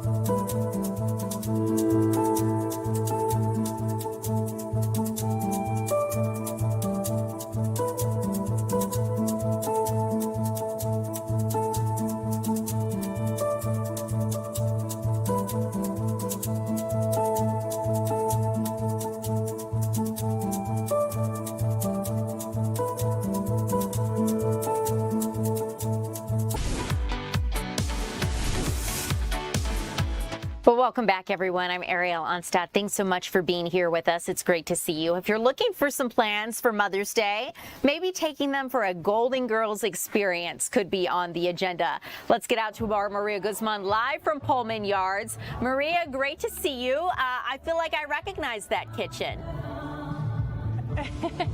Hi, Ariel. Of course you do. It's from the Golden Girls. We have the cheesecake, we have a mocktail, and we also have the theme song going right now. So I'm fully immersed in the Golden Girls, and you can go from Atlanta to Miami in 1985 as soon as you step here. And here I'm with Roger Harris, who manages the Golden Girls kitchen. So Roger, just thank you so much for being here of course. Today. Thank you. So this experience is very immersive. I mean, we have all the details going. So why is it just so important, like for you guys, to really be so exact on the details here? Well, you know, Bucket Listers does a multitude of pop-ups, and we always try to do everything down to the detail. So when you walk in, you are fully immersed in that world of the show that you've loved, you know, for most people our whole lives. You know, I've been a fan since the 80s as a kid, and, you know, I watched it with my grandma. So even the tablecloths like bring me back to being with my grandma Mabel and my grandma Sue. You know, it's just very nostalgic, and it's super iconic. Yeah, and you guys have been a hit here because you do added some more dates. We have, yes. So just talk to us a little bit about how big it's been lately that you guys had to add more time and slots recently. Yeah, so we were slated to end on Mother's Day. Actually, it was supposed to be our last day, but the turnout's been so great. You know, the buzz around it, especially our drag brunch, you know, that sold out so fast. So we felt it was necessary to extend through July 31st. You know, you can get your tickets at bucketlisters.com or search Golden Girls Kitchen Atlanta and get your tickets quick because they are selling fast. Yeah, and Mother's Day, just like you mentioned, it is next weekend. So what are you guys expecting for Mother's Day next Sunday? Yeah, so I'm sure the drag show will be themed around Mother's Day. You know, they're all mothers, and all the girls are mothers. So we're going to do a theme on that. And there's lots of stuff going on here at Pullman Yards as well. You know, Mother's Day specials at some of our other places here. But I expect Golden Girls to be really fun that day. You know, everyone's going to come out in celebration. Yeah, and something that's really cool that it's even the menu and the drinks, they all have a story. So the food is based on what the girls ate during the show. So just talk to us, the fans' reaction when they see obviously the iconic cheesecake. Well, you know, everybody loves cheesecake. Even, you know, you can say you don't, but you do. So we have a, you know, variety. We have the plain cheesecake, the lemon ricotta, the turtle, and then we have our homemade cherries, and everyone seems to really love it. They come out beautifully made, and you know, you can't come to the kitchen and sit at this table without eating cheesecake. Yeah, I mean, that's what the girls did, so we're doing it as well. So just again, for people who want to go, who want to reserve, you guys are going to be here all the way to the summer. Yep, July 31st is the last day. So where can people get their tickets just one more time? Oh yes, at pullmanyards.com, or you can go to bucketlisters.com as well. Or you can just Google search Golden Girls Kitchen Atlanta. Perfect. So, and then just one more question. Obviously, this is so immersive. There's so many details. I mean, we have the bed, we have the living room, the kitchen, the food. What do you hope that the fans, they take away once they enter here? I want them to feel like they've, you know, touched with those girls, you know, sat down with them and experienced that, you know, just the feeling of nostalgia, really. It makes you feel young again, you know, it keeps you young. Even though they're old ladies, it makes you feel young seeing this show. Even just like hearing this song, it's like a soundtrack to our childhood. Yeah, I love it. And you know, it's a show all about friendship. Yes. So we hope that a lot of friendships are made here and some good memories. So before I toss it back to you, we're actually going to try some of this cheesecake. Which flavor do you like? I'm going to try cherries. The cherry one. This one's my favorite. We'll let you guys know about it. Okay. So, cheers. The decadent. Cheers. And then, Ariel, I'll send things back to you. I'll let you know how this is. Maria, I want a bite. Give me a fork. Let me come through the screen and have some cheesecake. Thanks so much. We'll see you again here upcoming at 3, Maria from the Golden Girls Kitchen. As we continue here, you guys, I have about a minute or so left with you before we get ready for things to gear up for 3 o'clock. So in this remaining few minutes, let's talk about something wild that happened on a Delta flight. I feel like we've been talking about a lot of wild situations on Delta Delta flights recently, but let's check this one out. A flight bound for Chicago was delayed on the tarmac here in Atlanta because authorities say an unruly passenger tried to open a cabin door. The aircraft was forced to return to the gate so that person could be removed and maintenance crews could inspect the door. Officials say the door was open and was slightly ajar, but safety mechanisms prevented further incidents before that flight eventually departed. So that is good news, but ultimately Delta did apologize to its customers for the incident and any delay it may have caused in their travels. I also want to let you know about something that's really wild that happened. We don't have video for this story. It is a federal case, but let's talk about it because two former mail carriers and a bank manager have been indicted for stealing mail and attempting to launder nearly $5 million in a treasury check scheme. So federal authorities actually indicted 4 people, including 2 former postal workers and a bank manager for this massive fraud scheme. Let's bring it back to me here full because I want to make sure that while we don't have video of the story, I'm able to tell you everything that's happening. The 4 people that were indicted were Francina Sutton, Tanya Bailey, Shonda Good, and Carnisha Hamilton. Police say, or federal authorities say, that they had been running a long-time mail theft and bank fraud operation. They worked as mail carriers in Atlanta and in Marietta, and police say they stole checks and credit cards to sell between 2020 and 2025, so a 5-year scheme ultimately. And they say that 2 of these people allegedly worked with an assistant bank manager in Alpharetta to launder those checks by opening account names in the name of unsuspecting victims. So this is really crazy and far-reaching, something we're going to continue to keep you updated on as it follows through the federal channels. As we continue, coming up here at 3 o'clock, we've got some other stories to get to. I want to let you know we're going to be checking in with our Ray Urena here straight ahead about a boating safety effort underway in Hall County as we approach these warmer months. Hall County authorities have a new boat that they want to show off, so we're going to talk to Ray about that. Also talk to our Kevin Stewart about the importance of kidney donors and donors in general and what he saw with who he spoke with today. So all of that straight ahead.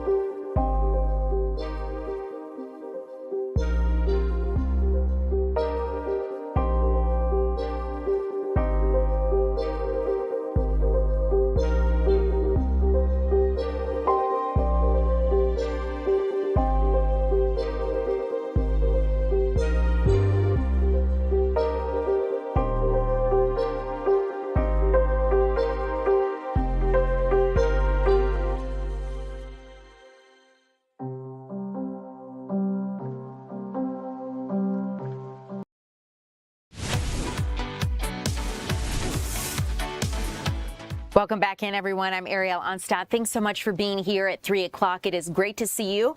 We've got a lot of news to get to, as we always do. And I want to start first in Hall County, where we are beginning to see the efforts of summer boating season safety. Our Ray Urena joins us from Lake Lanier. So, Ray, I understand Hall County authorities have a fancy new boat that they're going to start patrolling the waters with.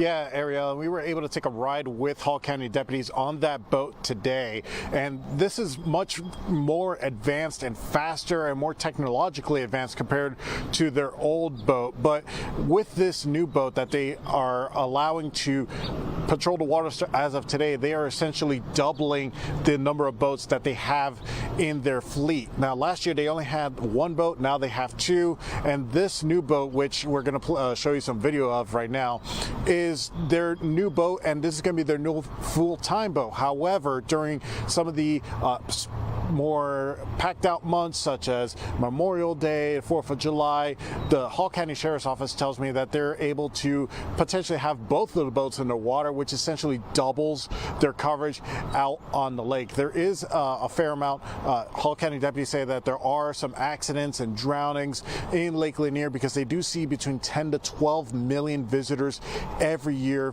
come to the lake. Now, a little bit about this boat. It is for all those boat heads out there. It is a rigid hull inflatable boat. What that means is that the hull is still fiberglass, but the sides are inflatable. So when they get up to next to another boat, it doesn't really cause any damage. It's also fitted with radar depth. It's also fitted with infrared imaging, a FLIR sight, if you will, just to be able to see or locate anybody in the event of an emergency. Now, as we were right along, we talked to Sergeant Jeff Moore. He's with the Hall County Sheriff's Office, and he's going to be one of the deputies driving this new boat. And he gave us a little bit of a tutorial earlier today on how this infrared imaging works. Take a listen.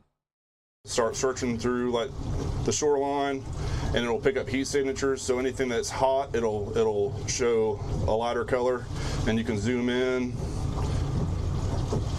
and look for hotter signatures. So if there's a person over here, they'd be a lot lighter. So we'd be able to zone in on that area and go check and see if there was a person or an animal. So if we can't see limited visibility, or if it's nighttime, we can go check that area with flashlights, with our spotlight on the boat, and see if it is the person we're looking for. Hall County deputies say they spent $280,000 for this new vessel out of North Carolina. They say it was paid for through seizures, so that could be through from illegal activities. So it could be cash, guns, or even the cars that they see selling off those assets to be sold. And they use the funds from selling those things involved in illegal activities to pay for this new vessel. I talked to a fisherman earlier today, and he said that that's a very good use of the money, and he's also happier because he does say that the lake can get crowded, especially on those holiday weekends like Memorial Day. So he's excited to see another boat out on the water, Ariel. Ray, good to know. The boat tour was pretty cool, just seeing all the technology they have on board. Inevitably and tragically every year, we cover drownings and we cover stories of people who go missing on Lake Lanier. And so understanding how that boat might be able to help find people more quickly is really interesting. Yeah, Ariel, and it also helps because Lake Lanier is a man-made lake. So when they created this lake by damming up the river a little bit further down, they create all these houses and trees and farmland that was underneath. All that just stayed there as the water slowly raised and flooded. So there are still trees, there are still buildings at the bottom of the lake. So having all this technology to navigate around is also a help to deputies as they try to help anybody in case they have an emergency, potentially locate somebody as quickly as possible. Ray, thanks for the update and the tour. I will see you again. I know we'll see you again here on the evening news as you continue to gather more information. So thank you so much for keeping us updated from Hall County. Those boating patrols starting today, you guys, so we will keep you updated as anything changes. But let's talk about something that's unfolding right now. We know people are out looking for a missing 16-year-old. You're taking a look at video from yesterday as the Atlanta community has rallied to try to find Benjamin. He's 16 years old, 6 feet 5 inches, and 167 pounds. His family says that he was last seen wearing all black clothing in the Regency Trace neighborhood, and they've been searching for him because they say it's not like him to not return home. And they say he is a basketball player, he's quiet, but we heard today from his brother during a news conference while they were searching around 2:30. His brother says that Benjamin is not autistic, he's a good kid, he's well loved, and the reason why reporters had asked is earlier it seems there was some confusion that Benjamin might be autistic, and today we heard from his brother who said, no, my brother is not. We just love him and want him to return home safely. So people were asking how they should approach Benjamin if they see him, if he were to be autistic, and so the brother said that that is not the case. If you see him, give police a call immediately. They say he did not have his phone, and that is adding further concern to the situation. I also want to give you an update to a story that we first brought you as breaking news as it unfolded. A deadly crash that happened after a police chase where ultimately a 56-year-old woman was killed and a 14-year-old boy was hurt. And we're getting further details about a man now charged, an 18-year-old you see here on your screen, now charged in this deadly crash involving pedestrians after a police chase. DeKalb County Police say that they spotted a stolen vehicle around 3:30 in the afternoon of April 16th near Snapfinger and Panola Roads. They tried to attempt a traffic stop, and they say Joseph Oda, the driver, refused to stop and sped away, leaving officers on a chase. They further say the car was traveling westbound on Covington Highway near Miller Road when it lost control, crossed into the incoming lanes, and left the road, striking two pedestrians before hitting a tree. We have since learned that reported that one of those pedestrians was 56-year-old Antoinette Catchings, who was pronounced dead at the scene, and a 14-year-old boy who was taken to the hospital with serious injuries. We don't know his condition as of this time, but just a heartbreaking situation. We'll keep you updated as this moves forward, but I want to let you know Oda is now charged with homicide by vehicle in the first degree. He's also facing serious injury by motor vehicle charges, fleeing and attempted to elude, theft by receiving a stolen vehicle, reckless driving, driving without a license, and a host of other charges. So I also want to keep you updated on this because police need your help to try to find a man they say is responsible for child molestation. Do you recognize this person? Cobb County Police say he's involved in two separate child molestation cases, and they believe he is a danger to the public. The suspect reportedly visited the Oak Ridge Road and Blair Ridge Road area and is also wanted in Douglas County. The Cobb County Police has shared these surveillance videos in hopes that you might recognize it and be able to call them immediately. The man is described as 30 to 40 years old, standing between 6'1" and 6'4" and weighs between 180 to 210 pounds. Now, police have not released details regarding these two cases. They have not been made public, but if you have any information or this man looks familiar to you, give police a call, the Cobb County Police Department, or as always, you can call 911. We don't have video for this story, but it's an important one I want to make you aware of because the FBI has allegedly, or actually the FBI has arrested a DeKalb police sergeant for allegedly sexually abusing a child. Ultimately, they arrested Police Sergeant Thursday morning on these federal sex crime charges. Sergeant Cameron Livesby is accused of intending to view sexually explicit images of minors, and DeKalb County had placed Livesby on leave, unpaid leave, and are cooperating with federal investigators in this matter. But we know that there could be more charges filed as the investigations continue. We will keep you updated. We don't know when the investigation started or what further details are surrounding this case, but ultimately the DeKalb County Police Chief, Greg Pradrick, says any criminal allegations against his personnel will be met with decisive action, and they are conducting their own internal investigation into that police sergeant. Here, I want to switch gears and talk about something that affects so many here in our community. More than 35 million Americans are struggling with kidney disease, many due to high blood pressure or diabetes, and it's a massive problem, especially here in Georgia. Some experts believe it's most noticeable when it comes to kidney donation, and so we want to get to our Fox 5's Kevin Stewart to talk about why that is. Kevin, thanks so much for joining us live. Why is this need, this problem, so visible as it relates to kidney donation?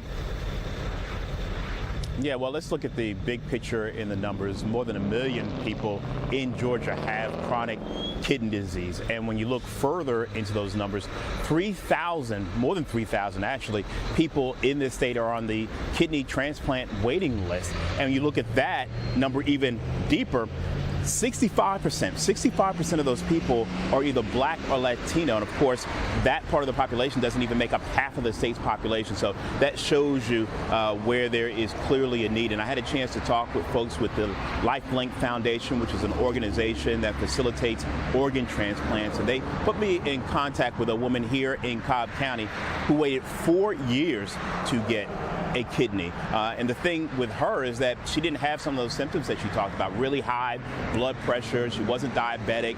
She went to her doctor for her annual physical, and then that doctor noticed something and then gave her a referral to a nephrologist who diagnosed her with stage 3 kidney disease, and her kidney was only functioning at 50%, so she had to get a kidney. And we talked about the difficulties going from multiple lists, from one list to multiple lists, waiting for a kidney, people that she met along the way who were waiting for a kidney, people who died, going through that fear of wondering what was going to happen to her.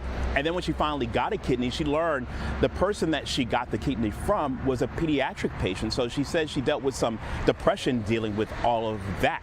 So we talked about what she feels is a big problem, how to get more people involved in this process of donating a kidney. Sometimes, you know, obviously you can be a living donor, but most people are deceased. And she says one of the big impediments is a big myth. She knows this just going through her personal experience and as a nurse. Take a listen. Myth surrounding organ donation. You know, people have this myth that if you're, so many myths, I'll just say the one famous one everybody talks about, that if you are sick or if you had an accident on the road, that people wouldn't really save your life because you have that organ donor on your driver's license or something, and so they just don't want to be donors because they think that their lives would not be given that much priority because people want their organs, which is just a myth. Because I'm in the medical field, I know that the people that save your life and the people that do organ procurement or recovery, the two separate bodies. When you come to the hospital and I'm trying to save your life, I'm not going to look at your driver's license.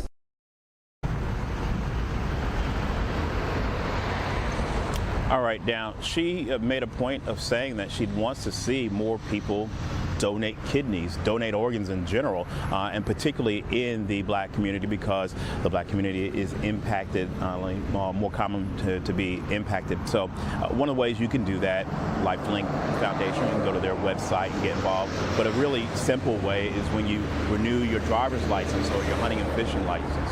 Ariel? Kevin, such an important story. I love how she was able to try to dispel some of those myths and speak about her own experience. And it really hit me in the gut just hearing the depression she went through with the idea that she had received a kidney from a child. I mean, you think about the idea that what the emotions you wrestle with thinking about a situation in that way. So if more people are able to donate, or if more awareness happens around what this looks like, maybe it can take some of the scariness out of it.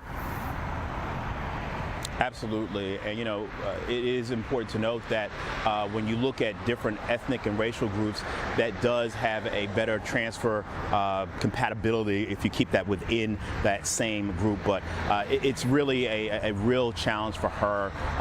She says she's actually trying to meet up with the family that was able to donate their child's kidney to her. She says she was in the process of that, and then she moved, and that kind of got delayed. But that's something she really wants to do. She says that is an incredible sacrifice, and she says she is grateful. Her faith got her through this, and that's why she wants to share her story with others to try to encourage people to get involved. I hope that meeting's able to happen, Kevin. What a wonderful and heartfelt moment, if so.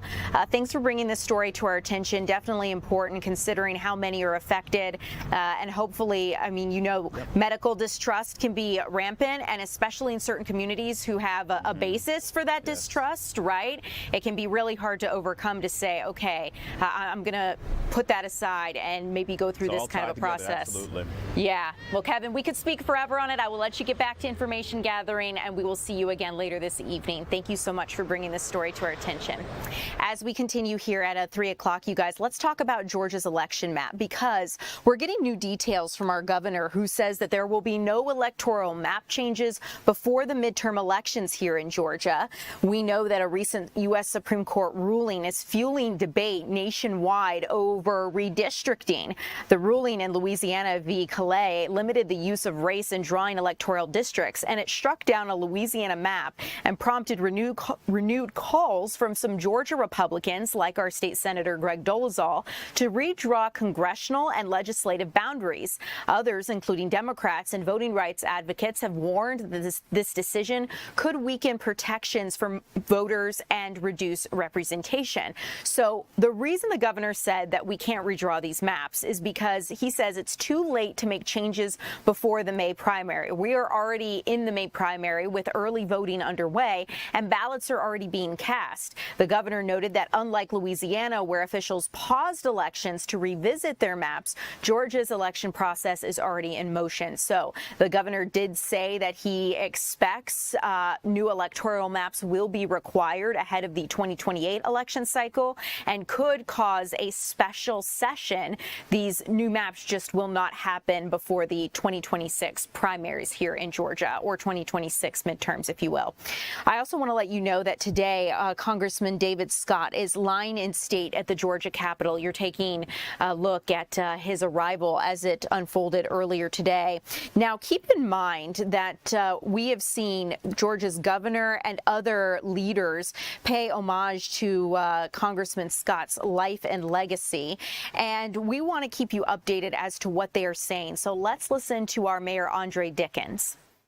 More than 50 years of service, that is a powerful legacy. That is more than 50 years of showing up and giving voice to people who were often not heard. That is more than 50 years of refusing to give up in the promise that our government should be a force for good in all of our lives. So that was Atlanta's mayor speaking before the assembly that had gathered to remember Congressman Scott. We know that funeral services for him are scheduled tomorrow at the Elizabeth Baptist Church here in Atlanta. Congressman Scott had an incredible life and legacy here in our city. He first served many years in our own state government and then moved on to the federal government, where he served on the Agricultural Committee and made a lot of different decisions to help Georgia's farmers get the funding that they needed and the resources they needed as well. We'll keep you updated on that funeral service tomorrow. Okay, so let's switch gears here to what is happening at a federal level. We know the longest partial government shutdown was brought to an end yesterday when President Donald Trump signed a funding bill into law. But this does not fund immigration's and customs enforcement operations, just the Department of Homeland Security's agencies independent from that. So, you know, TSA, Secret Service, the Coast Guard are all funded. ICE and Customs and Border Patrol have been funded through the One Big Beautiful Bill, but that will run out eventually. So let's get into this, because the House sat on the DHS funding bill for weeks before they ultimately passed it. It was the Senate's bill, and it funds all of the Department of Homeland Security except for ICE and Customs and Border Protection. Republicans now plan to fund those two agencies in a 3-year budget reconciliation bill, which allows them to bypass Democrats. President Trump wants that bill on his desk by June 1st. Now, some Democrats, like Senator John Fetterman, are criticizing the Democrats' moves, saying the shutdown was a waste of time. You can see his tweet where he said that DHS employees were unpaid, over 1,000 TSA agents quit, and the nation was less safe. Democrats started the DHS shutdown 2.5 months ago because they were demanding about 10 major reforms to both ICE and Customs and Border Protection as a result of what we saw unfold in Minneapolis. But they ended up getting zero. zero of those reforms. So some are asking, was it worth it? Let's turn our attention to the war with Iran, because the White House and Congress are now haggling over the meaning of the word combat, as President Trump is trying to sidestep congressional approval for the ongoing military actions in Iran. Today marks 60 days since those first airstrikes. And ultimately, today is the deadline for the Trump administration to withdraw from the war or ask Congress to approve continued military actions under the War Powers Resolution. The White House says the conflict has already been, quote, terminated because of the ceasefire that is in place while peace talks continue. But Democrats on Capitol Hill aren't buying that claim. They've pointed out that the president, until the Strait of Hormuz is reopened and things are back to normal, that we really still are at a conflict with Iran. Plus, the president is reportedly moving closer to resuming airstrikes against Iran if talks remain stalled. The United States continues to blockade Iran's ports. Lawmakers grilled Secretary of War Pete Hegseth about that issue on Monday, and the White House says it considers the conflict suspended since April 7th, when the ceasefire went into effect. Let's listen to what Pete Hegseth, how he outlined this to lawmakers. Iran. Ultimately, I would defer to the White House and White House counsel on that. However, we are in a ceasefire right now, which our understanding means the 60-day clock pauses or stops in a ceasefire. So you're not in. Yeah. It's our understanding, just so you know. Okay, well, I do not believe the statute would support that. I think the 60 days runs maybe tomorrow, and it's going to pose a really important legal question for the administration. We have serious constitutional concerns, and we don't want to layer those with additional statutory concerns. I yield back, Mr. Chair.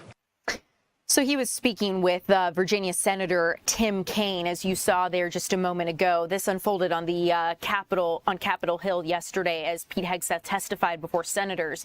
Now, keep in mind, President Trump has said he is not satisfied with Iran's latest proposal to end the war with the United States. Just about a couple hours ago, we got that update where Iran had supposedly made a new peace proposal, and the president says he's not satisfied. He did not elaborate on the proposal's shortcomings, but let's take a listen to what the president had to say as he was on his way to Florida. Dealing with Iran, as you know, it's a very disjointed, unfriendly leadership, unfriendly to each other. They're not getting along. They're very, very confused by what's happened because essentially most of their military has been wiped out. But we just had a conversation with Iran. Let's see what happens. But I would say that I am not happy.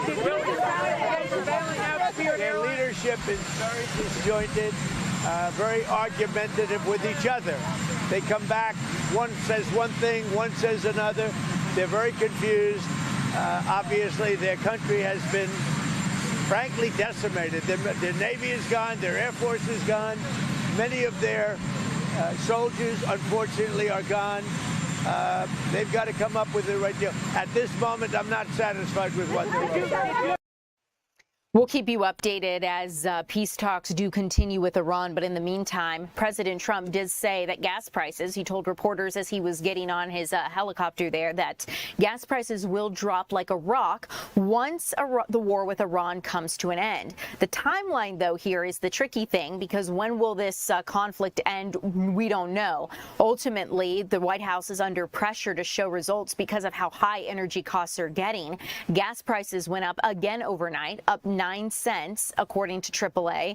And as oil prices have continued to climb, the United Nations is warning this could create a humanitarian crisis on a global scale if people aren't able to warm their homes, grow their food, and provide for basic necessities. So we're going to continue to keep you updated as that moves forward. But guys, I'm taking a look at our timing, and I want to let you know straight ahead, here's where we're headed next. We are going to check in with our Paul Milliken on your weather forecast. Paul stepped into the weather desk today to give us an update as to what to expect with the drought and our need for rain. He's going to join us straight ahead.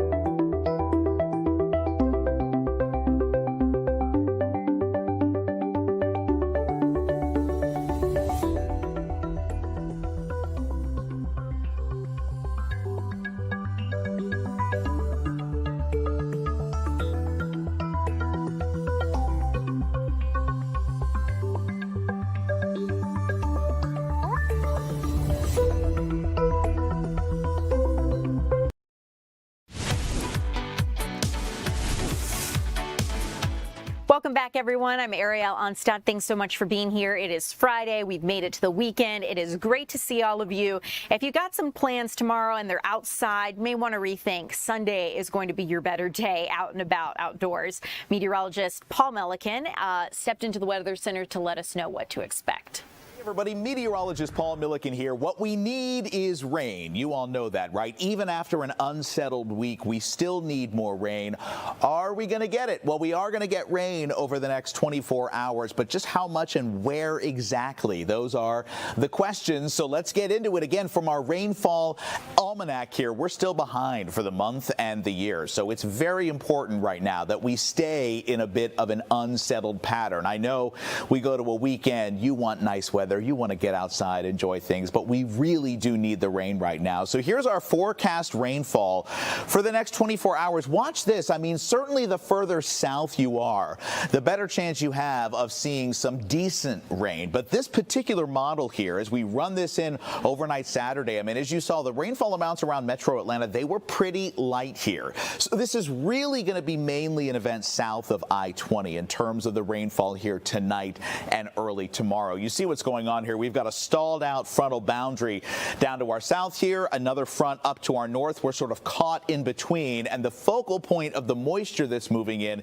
is right along this frontal boundary here, which is stalled out. So the rain is moving in, but because that boundary is so far to the south, that's where most of the rain will be as well. So right now, as you look outside, again, we've got kind of a little bit of a mix of clouds out there. You had a little shower here or there, but the bulk of the rain that we're going to see is going to move in later today. Let's run our hour by hour through, and this is as we get to 8 p.m. And notice again, I mean, even if we're not seeing rain here in metro Atlanta, you go down south to Macon, Thomaston, LaGrange, you're at least getting some light rain by 8 p.m. That continues to fill in the overnight hours. So here's 11 p.m. from Atlanta southward. I mean, this is really along that line of I-20 here southward. You're getting some moderate rain to light rain, and then that continues to just move in as we go into the early morning hours. This is 4 a.m. Same areas are still getting some showers.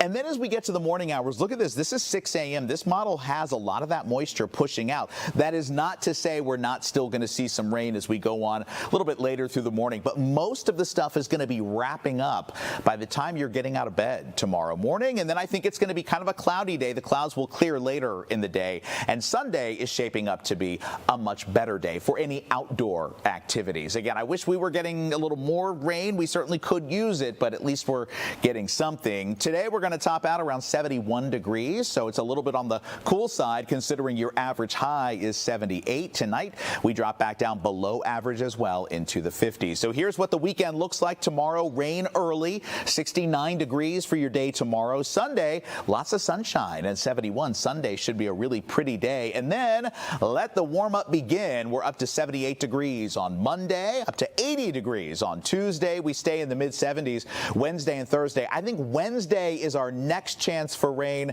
after the rain this weekend, and I think that activity on Wednesday could produce the possibility of severe weather. So we'll keep you posted on that. Otherwise, enjoy the sunshine on Sunday. All right, Paul, we'll make the most of it, and we'll stay tuned to the week ahead for those severe weather chances. Thanks so much if they materialize.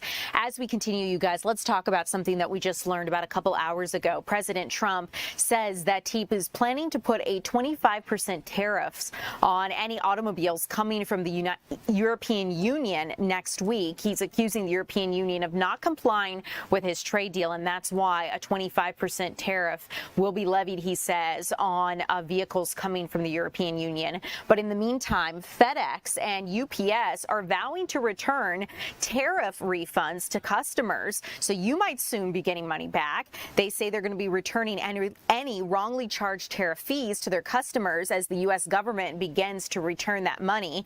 Thousands of companies had now filed claims through a refund system set up to allow them to collect tariff charges. That system went live last week, and of course, all comes after the Supreme Court's ruling back in February that struck down President Trump's tariffs. We'll continue to keep you updated as that moves forward. I know some of you would probably really like to see your money back.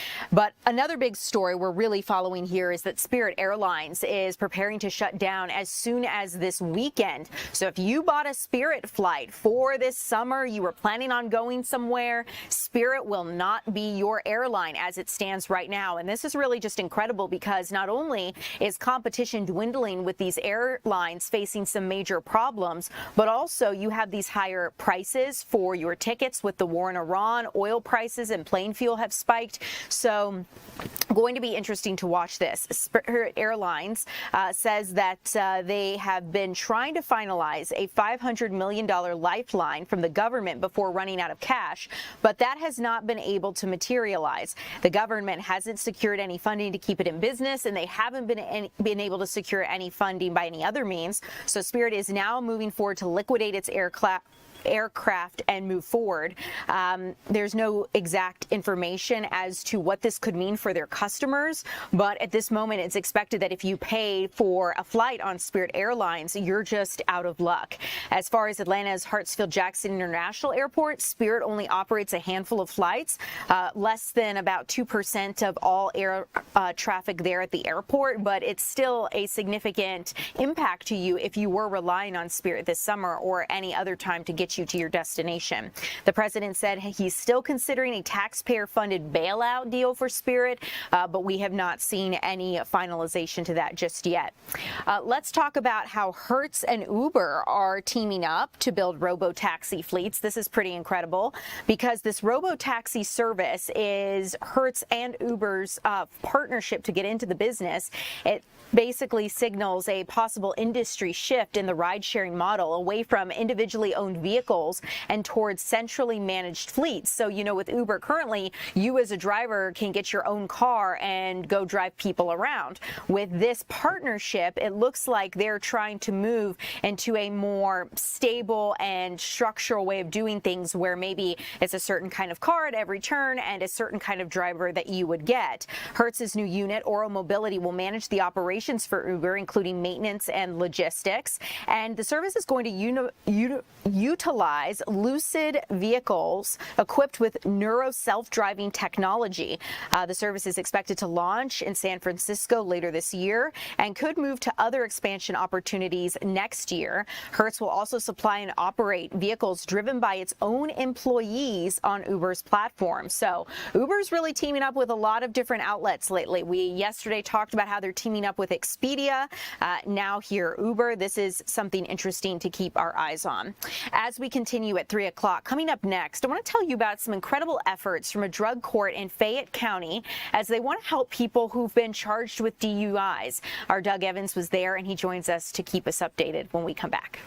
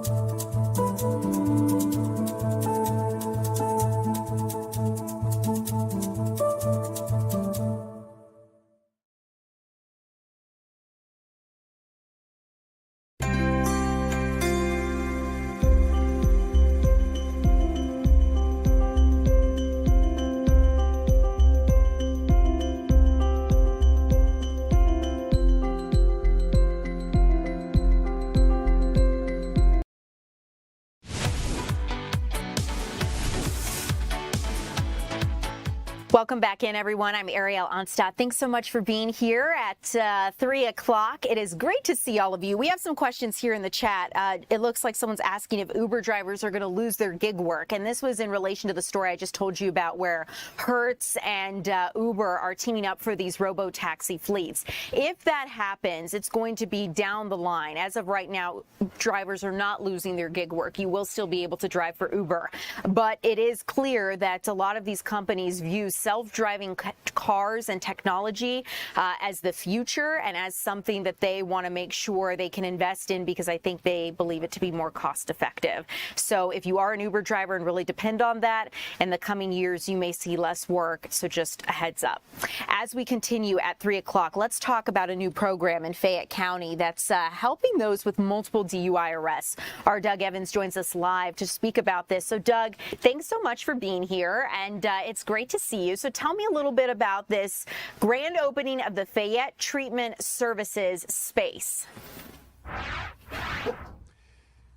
Hi, Ariel. Yeah, they've had a DUI court here in Fayette County since 2016. They've graduated 119 members, saving this community over $4 million in incarceration and other costs. These are people with multiple DUIs.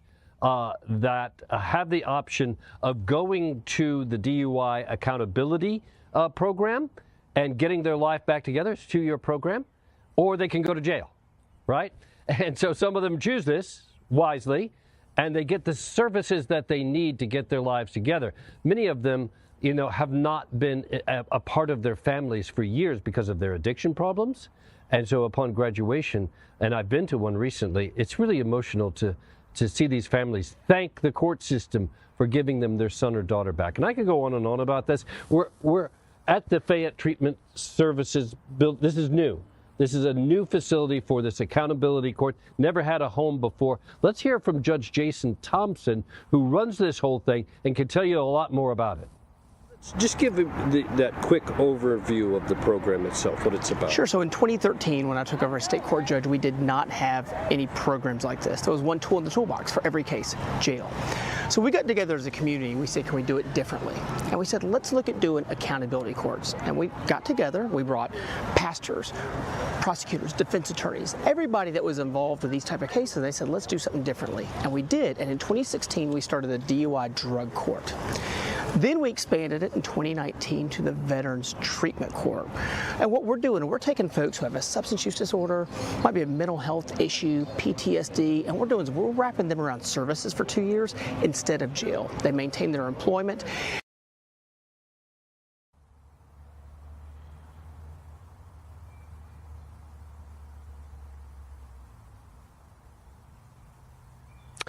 Okay. Apparently we dumped out of Judge Thompson there a little bit early.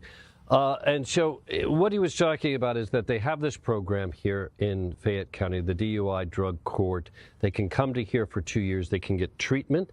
That treatment includes recovery, 12-step programs, the things that they need. Maybe they need mental health issue services as well. They can get that. They've never had a home before. They had space in the probation office, which is not great. It was appreciated, sure. But, you know, for people who are trying to get out of the system, that are working hard to get out of the system, the last place they want to be is at the probation office, right? And so they needed a space. And so they got this space now. It's their own home. They can take pride in it. The people that are involved in this program can come here. They can get group therapy. They can get individual therapy. There's a room inside there for veterans alone, just for the veterans that are in the program, because they have this veterans court as well. So you've got veterans, former service members who have addiction and substance abuse problems. And I wanted to kind of just show you something, Ariel. The eligibility for this is you must have been charged with possession of a controlled substance, a prescription drug offense, criminal charges in which drug use is a major factor. You must have had, multiple DUIs. Some of these people have had 2 to 3 DUIs. And so then you must be recommended by police or probation officer, a defense attorney, a district attorney, or something like that. And then you can go into this program. 2-year program doesn't get you off the hook because it's hard. right? You got to complete it. And then there are also things that if you owe community service, you got to still complete that too. You get out of jail, but your debt to the community is not over with yet. So it's kind of a good thing that they have these. It's interesting, Ariel. I was reading a headline on Fox 5 just this morning. We talk about all the problems in the Fulton County Jail and all the issues with the Fulton County Jail. And yeah. The headline read, city leaders looking toward accountability courts to solve the problems at the Fulton County Jail. Well, that's what they're doing here in Fayette County.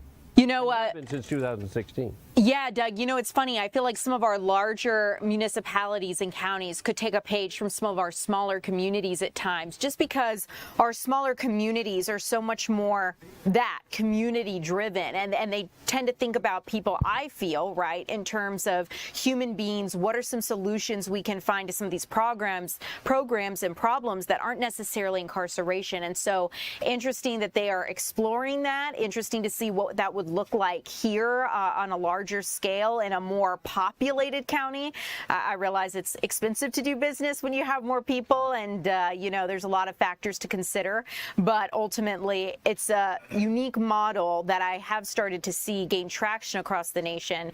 Interesting to see it unfold in Fayette County. Yeah, it's been a very popular program here and has been a model for other communities as well. So we'll see. I got to go to a graduation ceremony a couple of months ago, Ariel, and I got to tell you, it's really one of the best things that I've done in a long time to see families put back together. You don't get to see that very often. No, Doug, a beautiful thing to witness. I've attended one of those, not in this market, but in previous, and I have to say it really does remind you of what things are really about. So thanks so much for being here with us live, telling us about this new center. We appreciate you, and we'll see you again later this evening. As we continue here at 3 o'clock, you guys, let's get out to our Chris Rosenthal, because today we know that experts and leaders here in Georgia's agricultural industry are working to get college students connected to jobs in agriculture. And Chris, it kind of feels like the theme here is they're saying we need more growers, we need more people to be farmers, and to keep this going. Yeah, absolutely. You know, you may be surprised to know that the agriculture industry here in Georgia is the largest industry here in Georgia. It's a $100 billion a year industry and employs almost 400,000 Georgians. So this is a very big, very important part of our economy here in Georgia. And that's why the Georgia Agriculture Commissioner, Tyler Harper, came here today at the AU Center, as well as Bruce Lavelle from USDA and others, trying to, you know, hold, as part of a Georgia Grown project, which is part of the Georgia Department of Agriculture. And this is had a bit of a block party here for students to try and reach out to them and you know, open their eyes to opportunities in the agriculture industry. I spoke with Bruce Lavelle from the USDA just about, you know, why this is so important and why you know, really this is about making money, great opportunity. So let's take a listen. The great thing about this historical event is inspiring our youngsters, which is 99% of our is going to be in the audience, is to talk about the generational wealth path in agriculture, whether it be business, whether it's a career in USDA, a career in Georgia Ag, you know, just in general, or just really honestly telling their parents or their grandparents, like, hey mom, hey granddad, you know that 10 acres? Let me tell you what we can do with that. Let me tell you what we learned today. Let me show you how we could either, you know, generate some crops out of there, or maybe lease it to a cattle farmer so they could bring their cows. Whatever it is that deals with the dirt, as we call it, and how we can make that sustainable for the future to come. But more so is bringing back the conversation of ag to the youngsters, and the reason being the average age of the farmers are 60 plus years and older. So we want to, what better way to come to the young people and say, hey, how about a career in agriculture? How about start your own business in agriculture? So this is why we're here, and I'm here on behalf of Secretary Brooke Rollins, who's our Secretary of Agriculture for the USDA, And this is one of her visions and missions, to send us around the country and have these conversations with some of our youngsters in our universities, not just AU Center, but across the country, to have a conversation about how you can get involved in agriculture.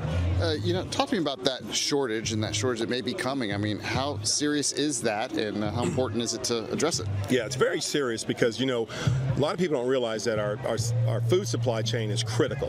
When I say that, meaning being safe, secure from, harmful chemicals, as well as any imminent threat against the U.S. and our soil that can interrupt our food chain. But with that being said, I think what's happened over the generations is they kind of took the sexy out of the being in agriculture and being in farming, but what people don't realize, it's more robust than just being out in the field with a plow. There's autonomous vehicles and tractors, there's drone technology that you can get involved in on looking at the landscape of land, etc., and also the energy part of bringing energy to rural development, etc. So there's all types of components that reach in that ag space, but once again, you got to go to the youngsters and inspire them so they can create the next generation for our ag leaders here in the U.S. Yeah, I think it's kind of interesting what he says. They're making it a little more sexy. There's a term they use, cows, plows, and sows, and it's not just cows, plows, and sows farming. There's a lot of other jobs, veterinarians, like he was talking about drone jobs and engineering and new technology coming online that's changing the farming industry. I think some of the statistics are interesting. 60% of Georgia farmers are over 55 years old. 7% are under the age of 35. So that's why they're really trying to get ahead of any worker shortages in the agriculture industry, because it is, like we said, the biggest industry here in the state of Georgia. And, starting right here at the AU Center, trying to attract students. They had a panel discussion here. Brooke Rollins, she's the secretary, USDA. She made some comments, and it gave a good chance for students to ask questions and talk with some farmers and talk with the dignitaries that showed up here today, and just find out about what their options are, internships, what sort of future they can have in the agriculture industries here in Georgia. Chris, we're chuckling back here at Bruce saying that we need to bring sexy back, but for agriculture. I hear his message. I get what he's trying to say, but it is interesting in the context of continuing our farming traditions and just understanding that, we do need food, and there's a lot of different ways to get into the agriculture space, even if you don't own land or don't want to be a traditional farmer. So good to know. Chris, thanks so much for bringing this event to our attention and updating us on the conversation. I'll let you get back to it. As we continue at 3 o'clock, you guys, we have a little time for this story, and I want to keep you updated because it is something that we brought to you as breaking news yesterday. We know that 6 Georgia high schoolers that were involved in that crash yesterday in Coweta County, 2 of them were seriously hurt. Ultimately, the school, Northgate High School, was alerted to this crash from the county's emergency management department late yesterday morning. Our Doug Evans went out there to try to figure out what was going on and was able to get some information and learned that the Georgia State Highway Patrol is leading the crash investigation. We saw, or rather later learned from state troopers, that a male student was driving a black Honda Accord too fast and failed to negotiate that right curve. The vehicle left the road, struck a utility pole, and came to an uncontrolled rest against the base of a large tree. All 6 occupants of that car were rushed to various hospitals for treatment. 2 of the female passengers in that car sustained serious injuries and were rushed by helicopter to the hospital. So we know that the school is monitoring the situation, and a lot of people are working to figure out what's next.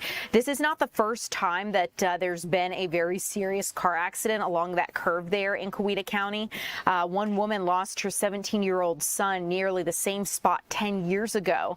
Her name is Ginger Holland Whitehawk, and she says what she went through and what this was like. She says that she's not necessarily surprised that something else happened along this stretch of road. Let's take a listen to what she said. It's a twisty, dangerous road. There's curves, there's sharp curves on there. Unfortunately, it's what a lot of people call the fun road because it is fun to drive on it until it's not. And my heart goes out to the families and the students at Northgate, and I want to let them know that they're not alone. Sometimes they're going to want to be alone, and then they're not. Well, Ginger is speaking a little bit about what she went through, just heartbreaking because we don't know yet as to the conditions of those other 4 students, just that 2 were seriously hurt. We'll keep you updated as we learn any new details. We do know that after she lost her son, Holland Whitehawk lost her son around that stretch of road, new signage was added and the speed limit was lowered. But as you can see here, accidents do still continue to happen. As we continue at 3 o'clock, coming up next, we're going to take you out to something you can do with your family for Mother's Day if you choose. A brunch is in order and some other activities. Our Maria Guzman's going to show us straight ahead.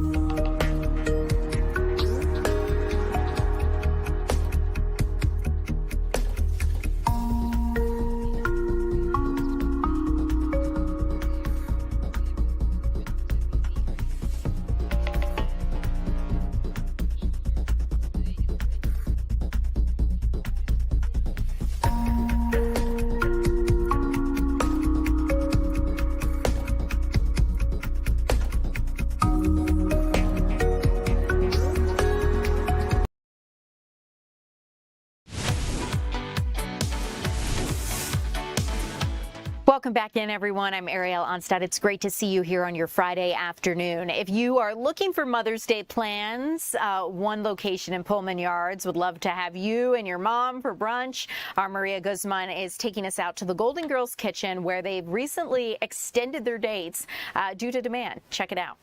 Here at the Golden Girls Kitchen Experience, where this really pop-up restaurant just really brings the show to life. And with me is Roger Harris, who manages the Golden Girls Kitchen. So Roger, thank you so much for being here with us today. Thank you too, Maria. It's nice to meet you. Yeah, and we also have some delicious food and drinks, and here the menu just plays a really big part of the experience because it's all designed to what the girls actually ate during the show, right? Yes. Yes. So for you guys, how important was it to really bring in the show to life and also just be so intentional about all the details? Yeah, so when you come to an experience like this at any pop-up, you want to feel immersed in the world that they lived in that show.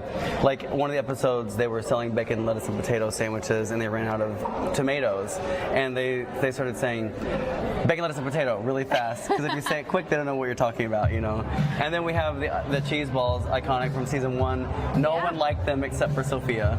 Okay. And now, but I promise you here, they're very, very good. Like, they're amazing. We made the recipe fantastic now. So Gotcha. that's my favorite thing on the menu is this. So cheese balls, the BLT. Bacon, lettuce, and potato. BLP. Bacon, lettuce, and potato. I like that. We have to say it fast. Bacon, lettuce, and potato. And then, of course, you cannot come to Golden Crescent without having our cheesecake. The famous cheesecake, Yes. seeing the girls all eat it and, Yes. you know, and eat it in a kitchen like here. Yes, in this kitchen with the iconic yellow phone, you know, with the pan back here that everybody talks about, the lobster pan. Yeah. It's really important to tie it all together because then it makes it feel like you're in that world. Yeah, I love how even the food here has a story, it has Yes. a meaning that's tied to the show, obviously. And we also have some delicious drinks. We do. That people can come here and enjoy as well. Yeah. So we have a multitude of cocktails. Nancy's rum punch. It's it's a big drink. Yeah, and let's go ahead and show how big this punch is. So you don't get to keep the purse, but you do get a nice little drink out of it. You can share it with the table. Yes, it's and really it's great. designed as a purse, obviously. Yeah, it's like Sophia's purse. Sophia's purse. This is Nancy's rum punch. You have to try it. It's really good. And then we have Petrillo's pink lemonade for Sophia. And then we have the mocktail for those of you who don't imbibe. Okay, got it. Also so there's very good. a little bit for everyone here, Yeah. and all the drinks and all the food here has a story. It does. As well as the set design here. I mean, we have the kitchen, we have the bedroom, the living room. Yes. So for people who want to come here, how can they get tickets? How can they reserve? So yeah, go to bucketlisters.com and you can buy your tickets there. And then you can also check the Pullman Yards website. And then it shows you buy your tickets for the experiences. And there's all kinds of experiences happening at Pullman Yards too. It's not just this. We have a multitude of things happening here. It's a really great place. Yeah, and you guys had to open more time slots. So just tell me a little bit about this because this has become just such a hit in the city. Yeah, it is. We've had a really great turnout. You know, we have this amazing drag brunch on the weekends that sold out almost immediately. So we felt for everyone to really experience, the fun that is the drag brunch. We decided to go ahead and open up through July 31st, and tickets are selling fast, so make sure you get them as soon as possible. And you can also come back for tea time on Wednesdays and Thursdays, and then general admission on Fridays. Yeah, and Mother's Day is coming up next weekend. So what are you guys expecting for a busy weekend here? Yeah, we're sold out, but there are other experiences happening here too as well. So come on down, check it out, look around Pullman Yards and see what we have to offer for you guys. Awesome. Well, we can't leave and say goodbye to our audience without trying just one of these. They're great. Have you had them Gotta yet? be my first. All right, go ahead, try them. But I need you to join me as well. Okay, they're my favorite. I wish we don't have the sauce, but that's okay. It's okay. Okay, cheers. And I'll send things back to you guys as we enjoy it. Maria, looks like a great time out there at the Golden Girls Kitchen. Good to know that it is open for Mother's Day plans if you guys are searching. As we continue, the News at 4 is set to begin. I'm Ariel Onstadt. Thanks so much for being here live with us on your Friday afternoon.